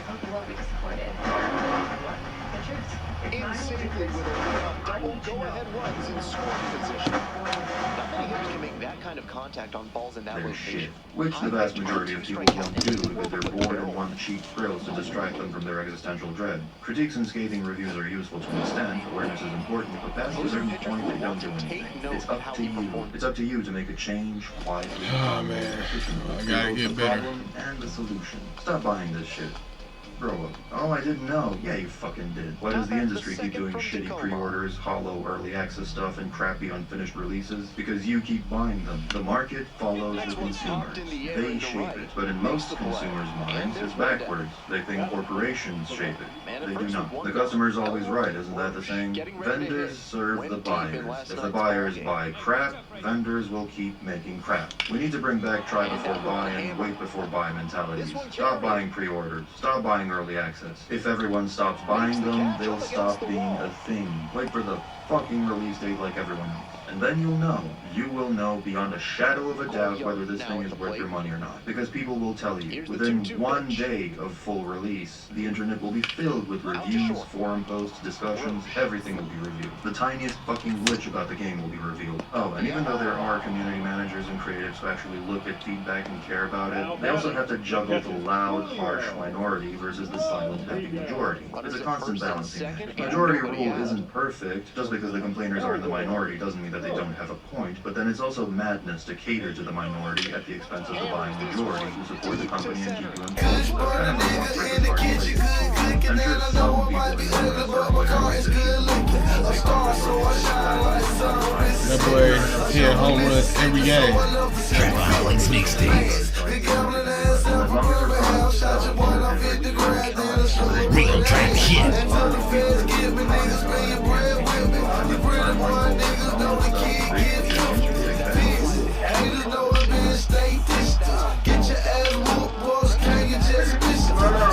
Games genuinely sell, so why should they question any of those creative choices? Why is Mortal Kombat in such a sorry state? In a way, it's a victim of its own popularity. Everyone knows Mortal Kombat. Everyone buys a new game when it's out, and then gets bored of it after a month. The brand is strong enough to attract people, young and old, to it whenever it vomits out some entrails and calls it a new game. Same with Star Wars. Most people don't know what the fuck Star Wars is. Oh yeah, the one with Picard and Data. Of course I know it. It's great. That's Star Trek. You idiot. Slightly more depressing is the fact that these franchises are very old at this point. So old that the question of relevancy starts to crop up. New people, young people. Younger generations don't see much of a problem with the new Star Wars or Mortal Kombat, but then they're also not that attached to these IPs. They don't give much of a fuck one way or the other. Now, older generations are very attached to these brands, but they're no longer as relevant. So the brands change, and it gets to the point where all that's left of a brand is the name, the packaging, the box. The actual product inside the box is no longer Star Wars or MK, it's any IP ever. But this might as well be a natural process, because things are either allowed to die outright or they die anyway because of various circumstances, decay, entropy, change naturally imposed by time. A universal constant in both physics and the video games industry. You either die in Mortal Kombat or live long enough to become a Marvel. This is part of a larger issue concerning old IPs in general. Star Wars, Star Trek, Lord of the Rings, StarCraft, Diablo, Terminator, Transformers, Jurassic Park, Pirates of the Caribbean, Fast and Furious, the MCU, and of course Mortal Kombat. Some of these should be dead, their stories are finished, but because of how valuable these franchises are, no IP holder will just keep it on the shelf collecting dust. It's a depreciating asset. You either make money with it or sell it. Those are your two options. So the grim destiny of these IPs is to be dragged around like a carcass and passed around from one parent company to another, periodically revived into increasingly worse-looking Frankenstein's monsters, undead abominations paraded around to collect spare change from younger and younger generations that have no idea what the thing even used to look like in life. All of this in the name of money, because the world isn't yet developed enough for trust and good faith to dethrone money as the most important form of currency. And in the other corner are franchises like Star Wars, which have vast enough worlds, universes, settings to support a virtually unlimited number of stories within them, yet even those can't seem to catch a break, because the new stories being told are quite simply horrible for the most part. And this occurs when the IP has to inevitably get passed down from the original creator, writer, director, developers, whatever they may be, to other people who have to ensure these franchises survive long into the future. Never mind evil witches like Kathleen Kennedy, those are easy targets. But even guys like Dave Filoni, who's often cited as the Lucasfilm even he is a controversial figure. And that's because this thing is just they're like, boy, this thing is going crazy. Trapaholics mixtapes. Real trap shit.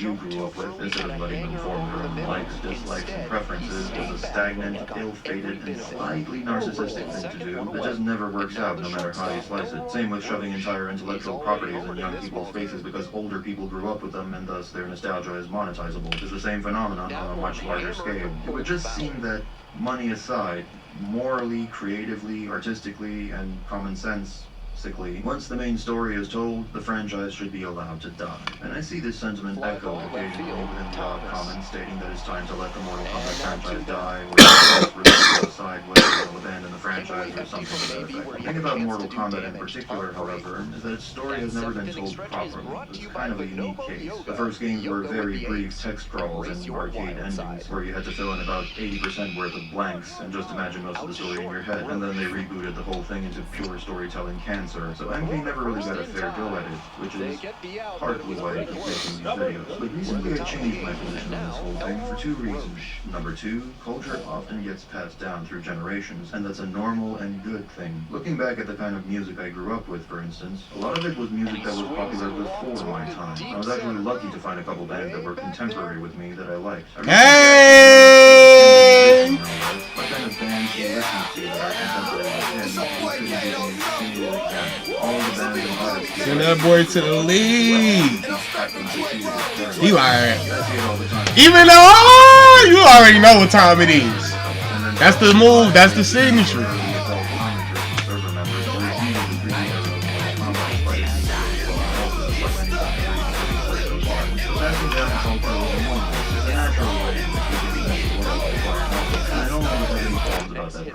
Even something like The Lord of the Rings, like if you saw the movies when they were first released, you're contemporary with the movies, sure, but the books that they follow were way older. If you saw the prequels before the originals, I saw the prequels before the originals, and then went back to watch the originals, and I love them both. Anyway, that's reason number two why I don't think franchises necessarily need to expire at any given point before the sun swallows us all. And the number one reason is there is already a class of IPs that solve this problem. Comic books. The character of Batman was created in 1939. Superman made his debut a year before that, and Spider-Man appeared on the scene in 1962. And these continue to be the most popular, easily recognizable superheroes today, almost a century later. Regardless of how good or bad their movies or representation in media are at any point in time, these brands are ironclad. The characters themselves have remained popular more or less all this time. So it's not just possible to do this, it's already been done quite successfully. Comics show us the way, and comic books themselves are just modern myths anyway. Achilles, Apollo, Hercules, Thor, Loki, fucking Jesus Christ. All of these are nothing more or less than brands that have endured over millennia. It's not only possible... Now, of course, comics also perpetuate the problem, funnily enough, because how many bad comic runs have they introduced throughout the years that made you roll your eyes? Poor reimaginings, lame origin story changes, ill-conceived plots, propaganda and ideology, gender bending, race bending, just creatively rancid stuff that made you almost be done with the entire medium. And that's where we're at with Star Wars, that's where we're at with the MCU, and that's where we're at with Mortal Kombat. We're in the rancid phase. Now, there are lots of problems with the transition, with introducing this to new generations. I touched on this before. Some people will grow up thinking Kuai Liang is Scorpion and let Rey and Kylo go all the way, go! Star Wars, but I wanted to emphasize that ensuring the longevity and good health of these franchises is not only possible, but that was nice, I don't want to say inevitable like Hugo did, because it's very much evitable, but the universe works in cycles. And after every bad cycle comes a good one. It's been like that with movies, it's been like that with music. There's always a good decade followed by a bad decade followed by a good decade again. So these brands have every chance to come back stronger than ever. On a less jovial note, a lot of us might be dead by the time that happens. Think about how long it took Mortal Dumbass Kombat boy. to get MK9, and it's in the worst spot it's ever been. It's really Armageddon when things started going downhill, but let's count from MK9 to alleviate some of the depression. MK9 has been released in 2011 and has been steadily going to shit ever since. It's been 14 years since. Drop. Lots No. of MK fans no doubt died during this period. Not that I'm trying to dramatize this or anything, I'm just saying that to point out how long a time period this is. It's ridiculous. And it can't really be helped because a serious game development cycle is around 4 years. So picking any one direction for your game and sticking to it that long, long enough to reach the finish line, is a huge gamble in of itself. You risk investing 4 years and countless dollars to potentially have an unsuccessful product reviled by everyone. And then this gets into another discussion about how resources are spent within these game dev companies and how a lot of them should be rerouted to other places and how a more pragmatic model should be adopted, but we don't have time to get into any of that. Point is, these giant, old mammoths of pop culture deserve to be preserved, nurtured, and passed down. And the challenge is figuring out how to do that, how to get through the pitfalls more efficiently. Mortal Kombat, Star Wars, and all the others will get worse before they get better. A lot of that has to do with waiting, and the rest has to do with you keeping your money in your wallet when you're taking your pants. That way you have...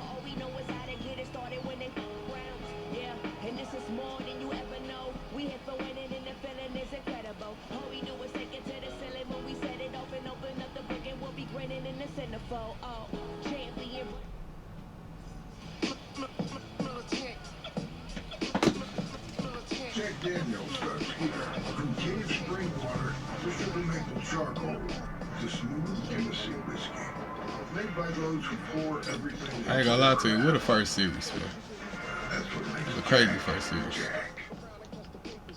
Anytime you see a clip of some drama where it got a kick or a steak logo on that one, Stephanie, what's that word? I will now be suing every Thank you, clip man. that is Appreciate posted you. about me that is with a steak logo that is out of context to try to get hate on a situation that is not even happening, and then I see all these idiots in the comments, oh, Lacey this, Lacey that, how could Lacey do this? It's not real, bro. Oh no, the worst thing I hate is him going on TikTok and it's a false ass caption that did not happen, and everybody believes that. Yes. We've all fallen victim to it. Have you ever been scrolling on your timeline, whether it be TikTok, Instagram, or Twitter? You see your favorite content creator, favorite streamer. You see an outrageous caption with some sort of gambling logo on it. And then when you watch the clip, it has nothing to do with what was being said. Like the clip will say something like, Duke Dennis talks about the AMP members and says that he's leaving AMP. But then when you watch the video, the caption and the video itself don't sync up. Right now, I think I just uncovered the biggest problem with the streaming community and the thing that's actually going to cause the streaming bubble to burst. Clipping culture has become this necessary evil in the clip community. It's something that has birthed a lot of people's careers, but it's also something that has overinflated egos, made people think that they are more relevant than they are. It's honestly divided a bunch of different communities, and it's also creating these fake and false narratives about people that are ultimately painting them in bad light. In 2025, it is no secret that clipping is an essential part of the content creation journey, especially for those streamers. Think about it, with all the marathon streamers that are going on, with all the different streamers popping up on a daily basis, there's absolutely no way to keep up with the content that is being pushed out, especially with the volume, unless you are consuming clips. Thus, this very robust ecosystem of clip culture was birthed. Clipping is essentially where you take short moments, viral moments from somebody's stream, cut them up, place them on different social media platforms for other people to consume. And by way of doing this, you make a lot of money as somebody who is sitting behind the keyboards clipping up other streamers. A lot of these make, like, it's a that clip my and on a car, pays bills, everything off TikTok. You know, we've had the craziest month ever, Jack. You know what's crazy? All the Clippers, 750K, I think. It's like 2+ million views. I've never done a level ever. Too insane. Oh my god. Guess how much I owe my Clippers for this month? You will not believe it. They're owed 950K for 1 month. Shut up. That's a lie. You're lying. You just lied in the face. What are we talking about? Who pays that? It's safe to say that the industry has gotten so big. It's to the point now where the Clippers themselves are starting to reap so many benefits that they're making more money than the streamers that they're actually clipping. In fact, I've seen more articles and more publicity about the Clippers themselves as I've seen about the streamers that they actually clip up. Anthony Fujiwara is turning short video clips into serious money. Cecilia de Anastasio reports that his LA startup Clipping runs a huge network of contract editors who cut YouTube videos into viral moments for shows on TikTok and Instagram. Fujiwara first started editing when he was just 16, a high school kid in LA pushed by his parents to start earning money his own way. Now the company pays creators up to $1,500 per million views and charges clients thousands a month. Altogether, it's already pulled in about $7.7 million a year. And the client list is massive, from Mr. Beast to top record labels and big podcasters. Clipping is a reminder that going viral isn't always luck. Sometimes it's engineered. That last part she said was gonna come in.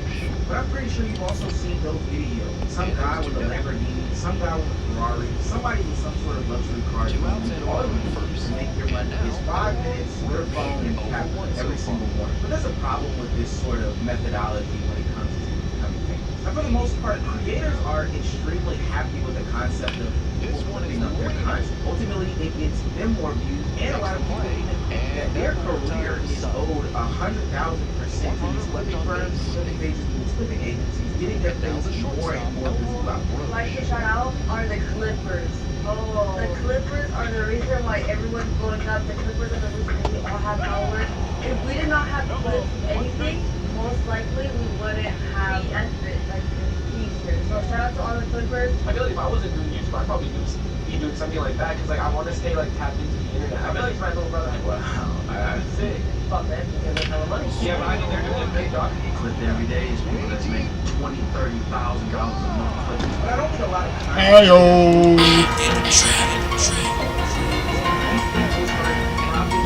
They want it. Fuck it, I'ma go ahead and give it to them. It really is. Girl on the counter laying next to the max. 20 stripping lean, on 300 worth for that. So it's 19.7, nigga, that's a half slam. Add another half, now you got what's on my hand. Going brick buster, stripping rich flutter. Saw a cane jumper, make a bust, bitch stuffer. Glock 23, the only time I wear Jordan.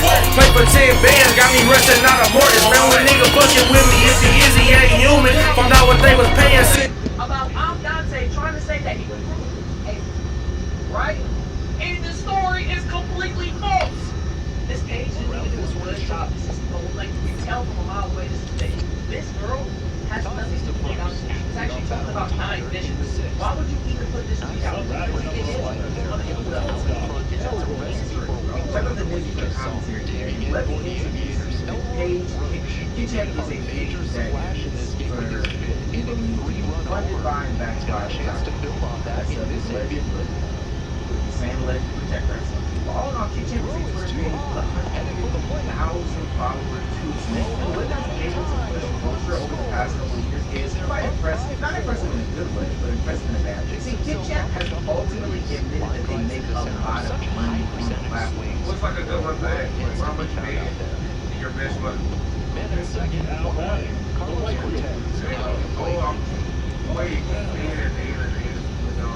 But you see the thing about these platforms like KYROMLB or DJ Clips or whoever they are, they know that hate fuels the fire and ultimately gets more traction. So they'll go out there and intentionally and purposely drop misleading clips, misleading hate, all these different things in order to make sure that their clip goes viral over anybody else's clip so they can ultimately get paid. Hell, when KYROMLB was on a cross stream, he intentionally said, hey, I make clips about ice and that just because I can. We're going to decide the only reason why he does. They're down to their final strength. Some serious velocity coming out of it. And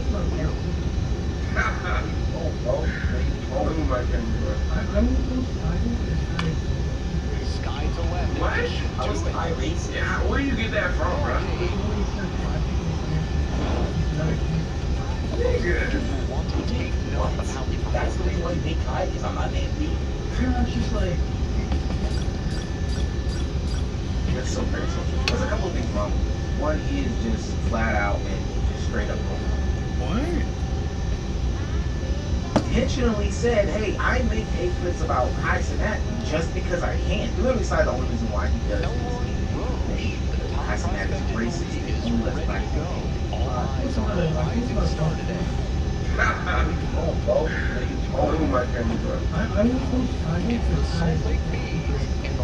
What? I was irate. Yeah, where do you get that from, bro? Nigga. What?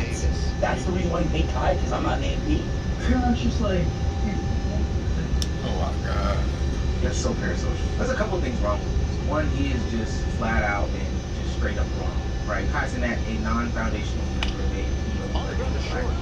it's just a silly clip, especially because too, at the beginning of AFC's inception, when the planning was going to the group being founded and started, Aiden Ross was one of the first calls. I know that's something before, but Aiden Ross was the first call on that list to join. But KickChamp revealed something that he knew to be true. They put out misleading texts, they put out misleading quotes, they put out misleading videos and captions and everything in order to get people to believe this hate narrative. Even if there are these community notes that Twitter puts out on the page, the damage is honestly already done. I want to show you an example. This is DJ Clips, a copycat clone of streamer pages that honestly spreads negativity, hatred, misguided clips throughout the community to create further division, etc., etc. Now, look at the caption that's placed in the video. J-Cinco had to get a second job because streaming wasn't working out, and he needed to do that in order to get his first house. Now, you would think that this caption is associated with this clip, so J-Cinco is going to talk about his second job. But listen to the exact words that J-Cinco says in the clip. Real shit though, on a serious note, no chat. Down in the count, did Matt put a party for your house? You know what I'm saying? Finally, after fucking looking for so long, finally I could find this crib, man. I won't be getting out of this fucking hellhole, nigga. Now you're probably asking yourself, when did he talk about needing a second job? When did he say streaming wasn't working? He didn't, but there's two types of people who consume this content, and some of them are just caption readers. So now they're running around with the narrative that J-Cinco was falling off, streaming isn't working, etc., etc. And now they'll run with it. Meanwhile, this person racks up a bunch of different views. And this cycle has happened again and again and again and again on these Twitter pages, TikTok pages, Instagram pages, whatever it is. Because of a few reasons. One, these content creators know that they need these clippers in order to push their name and their brand. Two, these clippers know that they can make a lot more money being disingenuous and spreading hatred and negativity as opposed to telling the truth and being, genuine about what's going on. And three, there's this new gimmick and this new collusion that's going on where these clippers are teaming up with these gambling sites in order to put their stake advertisements, their rainbed advertisements, their whatever advertisements all over the place. And in order to get a good ROI, they're then putting those negative captions on these videos and everything's being boosted and inflated. I'll see stake logos above my head. I don't know if you know this, when there's a stake logo or a rainbed logo above your head, they get paid per impression or per 1,000 viewers or per 10,000 viewers. Yo, if you get 1 million views on this TikTok and you have a stake logo, we'll give you $500. That's basically how it works. Not true? I mean, it's something along those lines. Now you're probably asking yourself, Omar, isn't this a violation? So yeah, that's why earlier in the video, Lacey was saying that he was looking to sue and take some sort of legal action against these clippers because they're basically using their likeness in order to boost said clip, which promotes this betting app to get people more addicted and hooked to betting because it looks like Lacey is endorsing it, Ron is endorsing it, Kai is endorsing it, whatever streamer out there is endorsing it. You see the nastiness? You see what's going on? But it goes even further than that. You remember when KYROMLB and Aiden Ross aired their grievances out on the TL? One of the things that KYROMLB mentioned is how the communities surrounding both of them are very toxic and very nasty, and they're, going back and forth with each other, fueling these narratives, making the streamers believe, hey, there's something going on, and I don't necessarily like it. I told him this before anything, so I told Aiden, I said, bro, I'm gonna keep it stacked with you, bro. The reason why I've been distancing myself, bro, is because this is what happened on the phone at 4 a.m. and I should have told you, but in my mental state, I wasn't in that mode. Let's go. Be ready to be on stream and bro, let's be real. Everybody who spends some money Trapaholics mixtapes. Now there are a plethora of Real trap shit. One of the big reasons is because these clippers and this clip culture has fueled negativity and hate. And it doesn't make it any better when allegedly streamers are paying these negative, nasty clip pages to put out this harmful rhetoric. That leaked screenshot of Aiden Ross saying that he would pay KickChamp, the same KickChamp that came on and said, hey, I put out these nasty racist things towards KYROMLB. It's really disheartening. Now, I will say this, Aiden Ross has seemingly cleaned this up, said that he did talk to KYROMLB about this and said that everything was squashed. Talk about these messages. I'm gonna lie, Kai hit me. Kai hit me about that. He was upset. Like Kai, I literally told Kai Struggle, bro, you really think I would pay KickChamp money to put out shit on you? You're out of your mind. It was about the reveal shit. He didn't hit me back, but I just want to clear that up for people that really think that I would pay money to KickChamp to spread weird shit. When KickChamp blocked me and he was posting shit about me, and I had to pay to get it taken down. And Kick Champ, I told you, I dropped my lawsuit. I'm not suing you no more. But even in that explanation that AJ opens up an interesting conversation. Is it really to have these clip pages? And do these clip pages have these streamers by the ball? Clipping is crazy too. And all the clippers now. Going on that swing that he You have to pay saved through it for and it. deposited it Why? I don't know. I'll tell you what I want to kids know.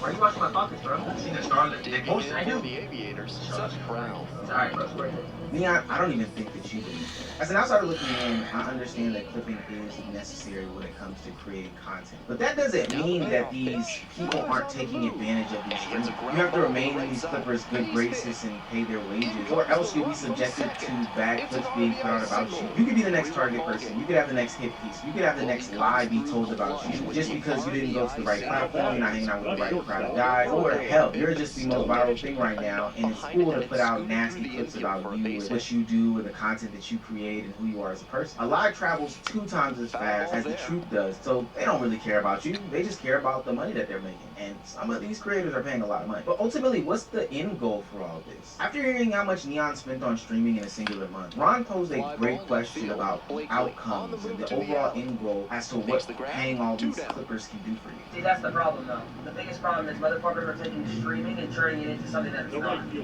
want to do that, go do that somewhere else. I'm going to be honest with you, it's a agree and I disagree. I think the problem with streaming right now is everyone's trying to do too many clips to the point where streaming isn't becoming streaming. The whole point of streaming to me is engaging with my community. People are worried about companies seeing you making like whatever it is, and I get it. It's all a business at the end of the day. But at the same time, it ruins the fundamental of why you want to become a streamer. And Ron has some valid points there. Are you building an actual audience if the only way that you're known for it is the clips? People know you, people continuously watch you, they, I don't know, watch your YouTube videos of these clips, the longer form version, do they actually come and tune into the stream? Are you able to then put out merch? Are you able to, have lines at TwitchCon of people that are endorsing you? Or are you just another highlight reel on my doom scroll while I have my 30-minute lunch break from Walmart? The only thing they know about you is the fake comment that's being put at the top of the Twitter caption or on the Instagram reel. Now, Neon did have some interesting rebuttals to what Ron was saying in the conversation about why these streamers spend so much money on YouTube. This is why I don't think that's true. Because companies, right? Companies, are they watching streams? Are they going on Twitch, looking at streams, twitch.tv/neon, Twitch. Whatever? No. They're seeing the clips, they're scrolling. The executives, they're scrolling, they see the shit come up on their phones. Collabs, you hit up someone, they're not, fucking, Kevin Durant's not watching a Twitch stream, right? He's seeing clips, he's like, oh, this dude's funny as fuck, let me bring him on, or let me do some shit with it. The clipping industry is bigger than ever, and the Clippers need to get more respect for making careers. The Clippers made my career, right? They made my fucking career, bro. No one sits down, the idea of sitting down watching streams is starting to die out, and it's more about scrolling. They want to see quick shit. Their minds are fucked. The world is so cooked, I'm the same way. Motherfuckers are scrolling every second, right? Now, Neon does make some valid points there. Kevin Durant isn't watching an entire stream, but I do have to give Neon some respect. And this isn't any hate directed towards any of these streamers, but I'm going to say what a lot of people are saying. A lot of streamers' careers are propped up by these clippers, and without any sort of clipping ecosystem, they would crumble. They would collapse.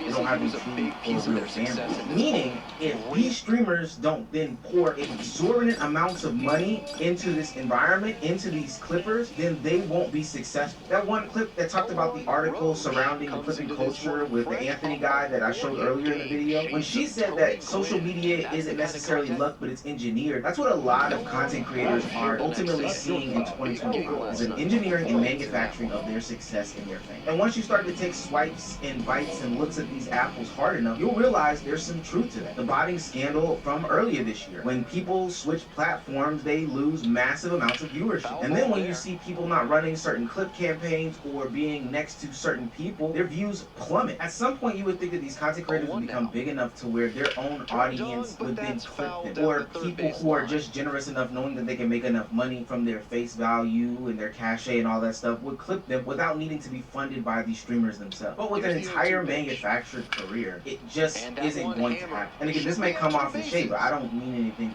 towards it. You can tell when somebody's career is manufactured. You would think that someone like a Neon Leon, who has almost 1 million subscribers on YouTube, is one of the biggest streamers in the world, would have, you know, more YouTube video views. Or, I don't know, people like busting down his door to meet him when he goes to a convention. Some of these things just don't add up to me, and it all screams manufacturing. Now, manufacturer career was, but ultimately, I do think that this clipping culture that we established in the streaming game is detrimental for a plethora of reasons, and I honestly don't think it's sustainable. That chase for virality is something I've seen before, time and time again on the internet. And ultimately what happens to people that don't build communities, real fan bases by building like good content, reaching out to them, being personable, etc., is that ultimately they die. Not literally, they don't die for real, but they end up not being relevant after they can't fund this endeavor anymore. Somebody comes popular and knocks them off. I've seen it happen in radio, I've seen it happen in television, it's gonna happen in streaming. Next time you see some of these favorite content creators, they're gonna be on one of two things, an OF page, or they're gonna be on TikTok live begging for galaxies. Watch your screen. Switch.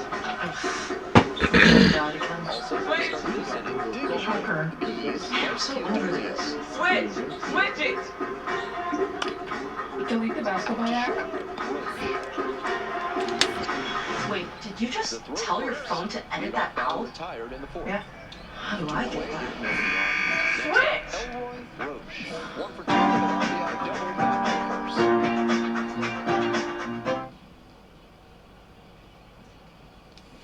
Line to left. That's a good fucking hit. That's a base hit.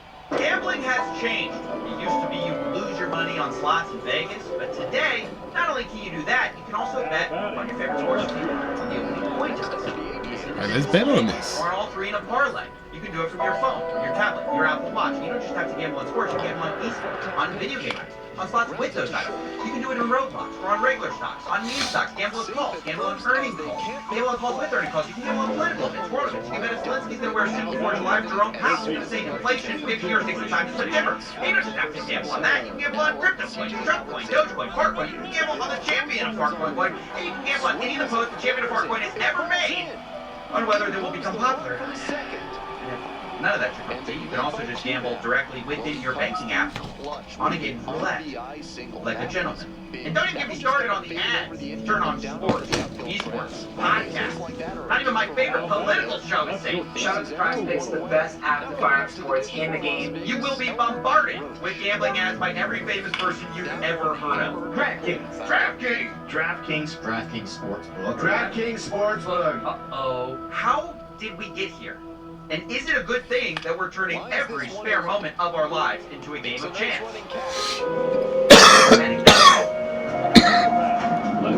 The gambling epidemic is crazy. I will say, the gambling epidemic is crazy, y'all. I don't know if the gambling epidemic is worse than the crack epidemic, but it might be. We have to see how this shit comes out at the end. There are three things responsible for gambling becoming more mainstream, but the first and biggest trend is simply the We gotta see how it come out in the end, though. But this shit looking better than the crack epidemic. This, I ain't gonna lie to you, we got everybody fucked up off here. And it's legal. That's the thing that's really fucking it up. That's why it's worse than crack, because it's legal to gamble. Like, that's the scary part about it. It's not legal to smoke crack, so everybody wasn't doing the shit. It's legal to fucking gamble. You know, of age. But yeah, it's getting bad. It's getting bad out here. But we gotta see how it is. 10 years later, we gotta see exactly how this comes out. Good job, y'all. Yes, there are actual kids gambling on these apps.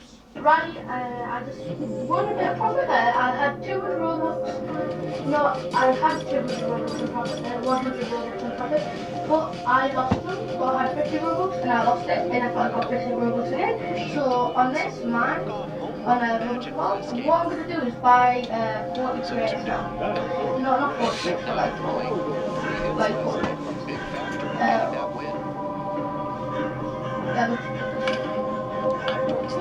See, and then it's so fucked up for the kids because it's like they do this Roblox shit and they give you points for the Roblox shit, and now little kids about to start gambling. Absolutely disgusting. Like, this shit is getting bad. It's getting bad. website. Why is we doing shit like this, bro? It's like, bro, I know self-discipline is a bad motherfucker, and everybody needs self-discipline. But I feel like this gambling shit is getting too far. Still persist because copying casinos makes a ton of money, and that's why we've been putting it into everything, including our politics. Prediction markets are the answer to the question of what if we should YOLO on election results and world events. The biggest websites are Polymarket and Callsheet, which have exploded in popularity during the American election cycle. But it isn't just major events that attract bettors. I was recently asked to investigate whether this was a suit that Zelensky was wearing. Why? Well, the prediction market had bet $200 million in betting volume on this bet.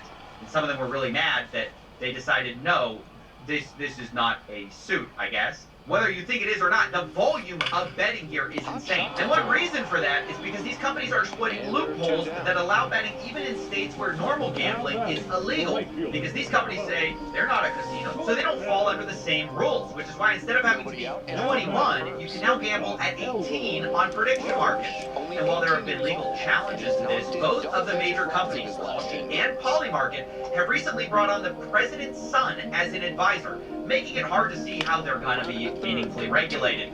Meanwhile, all the major betting apps are busy launching their own prediction market copycats to get around the same weak rules that we still have regarding betting. And don't even get me started on the other loopholes that are out there. Have you ever heard of the TikTok of sports wagering? This is Cheddar. We're building the TikTok of sports wagering. We do 20 more states than DraftKings. Accessible for 18 to 21-year-olds. Live, in-game, micro-betting. Swipe to predict every moment of every play. I'm gonna stop you right there. What is going on, bro? They making it too easy to gamble. If y'all making gambling just a swipe, bro, that's just too easy. And one of the things they brag about is they're allowing 18 to 21-year-olds as a competitive edge. Guys, can you believe the untapped market of teenagers for gambling? Now, to be fair, Cheddar has not launched yet, but this is obviously the future we're heading towards, turning everything into a maximally addictive gambling product. It's sports wagering, the peaceful. Like, I'm seeing it. A lot of games is turned into a gambling experience. Slot machines. I mean, the funny thing is this whole product is built around yet another loophole called a sweepstakes casino, and that's how they get around the 21-year-old age requirement. Here's how it basically works. Sweepstakes casinos claim that you don't actually need to purchase anything to play, so it's kind of not gambling. In fact, you can get free coins to access their games, but they also have a second currency which you can buy. Well, not buy. You get it for free when you buy the worthless coins. For example, their website says if you buy 100 cheddar coins, you get 5 bonus cheddar cash. And that's usually what you can gamble with and redeem for real money. This is actually how Stake US works. If you didn't know, Stake International is one of the world's largest casinos, but they aren't allowed here in the United States. So they have an American arm, which is a sweepstakes casino, which has gold coins and stake cash. One Redditor explains how the loophole really works. Quote, 1 stake cash is 1 USD. They only use gold coins because they need to say that you aren't gambling with money to stay open in the US. Except, of course, you are actually gambling with real money. They just have a virtual currency workaround, which basically everyone has figured out. Some casinos are just kind of more honest about it than others. Cheddar's basically saying the quiet part out loud. They're going after 18 to 21-year-olds with TikTok, Tinder, sports betting, and the pace of slots. And by the way, people are betting on their success. They're actually in a cohort of startups invested in by a Silicon Valley investment firm called A16Z. But if you think that's a bad idea, now let's talk about banks and gambling. I recently made a video on Yada, which is a fintech, which is a complicated story. We've done a ton of work on here and here. But basically, the original pitch was a no-lose lottery, which gamified savings. Lots of YouTubers worked with them, and they acted like a bank, at least at first, until they switched their new business model to be about allowing you to gamble inside the app and lose money, essentially becoming a casino. Damn, I hear coaching this shit. Damn. Let's actually note that Yada recently shut down the banking side and have fully focused on the sweepstakes casino part. I guess it's a more profitable business, but it's a sign of the times that everyone is moving their app more towards gambling, and finance is going the same way. On August 19, 2025, the investing app Robinhood announced they are bringing sports betting prediction markets to their app. In the announcement, the vice president of Robinhood claimed sports betting was a, quote, no-brainer, as we aim to make Robinhood a one-stop shop for all your investing and trading needs. AKA, we noticed people were leaving to other apps.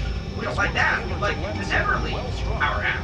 And ironically, the very next day, FanDuel, the sports betting app, announced they were bringing stock market betting to their customers. But I will ask you about what's called a gamification of markets. Why this move? Why FanDuel? Why now? For us to have a partner like FanDuel and be able to have 14 million accounts by day one, I'm not becoming a casino, contrary to popular opinion. I didn't buy a casino. These are markets that will be offered to the general public, and we think it's massively exciting. And you couldn't have a more perfect image of how finance is embracing the casinos and vice versa. Actually, correction, you can't have a more perfect image because after I wrote this, the New York Stock Exchange's owner invested $2 billion into Polymarket. So actually, this is the perfect image of where we are. And the result is a lot of young people now see the stock market kind of more like a betting market. The most popular group on Reddit is personal finance with about 21 million followers. In second place, Wall Street bets, where gambling on the stock market is embraced and celebrated. It grew the most during the meme stock craze in 2020, which shifted how some people invest. Instead of being driven by earnings, prices, or fundamentals, people gamble on memes, attention, and vibes. People are chasing bigger returns and taking on bigger risks to do so. One measure of this is the amount of debt people are taking out to invest. Margin debt is at an all-time high of $1 trillion, which even on an inflation-adjusted basis is near all-time highs and up 5x over the last few decades. Not only that, the rapid growth of zero-day options by retail traders is also a telltale sign. It's grown 5x in volume over 5 years, showing that people are trying to gamble more. Zero-day options are the stock trader equivalent of red or black at the casino. Fast action, massive wins or losses on a single day. But if the stock market is America's casino, then meme coins are basically the back alley bookies wheel break and ledge. Bigger price swings, faster action. Meme coins are even more degenerate than meme stocks and pump and dump usually within a single day. Among the people who trade these, Pump.fun is the leading destination as the one-click launchpad.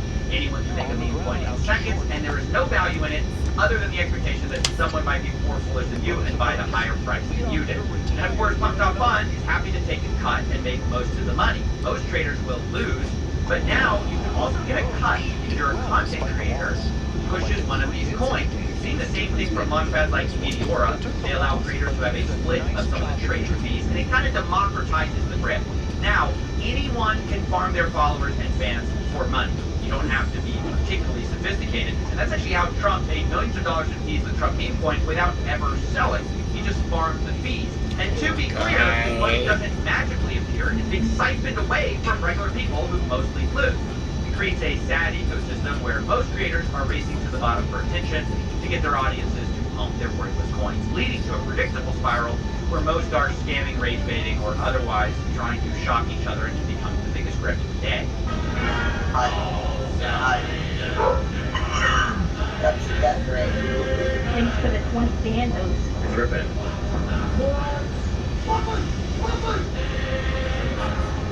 If you've ever heard of a zero-sum game where someone has to win for the other one to lose, meme coins are negative-sum because of all the trading fees. Most people, by definition, will lose. The real winner, of course, is Pump.fun and people pushing it. According to one analysis, they've generated revenues of over $800 million for themselves, while almost none of the traders have made significant profits. According to one analysis, 0.4% of all traders have ever made over $10,000. But this is a W video, man. I've been really wanting a W video. All of this is to explain and I feel like we got one. that gambling is no longer just about slots, cards, brick-and-mortar casinos. We've injected it into every conceivable aspect of our lives, and that has two effects. One, it's inescapable. You cannot avoid gambling by avoiding Vegas anymore. It's literally everywhere.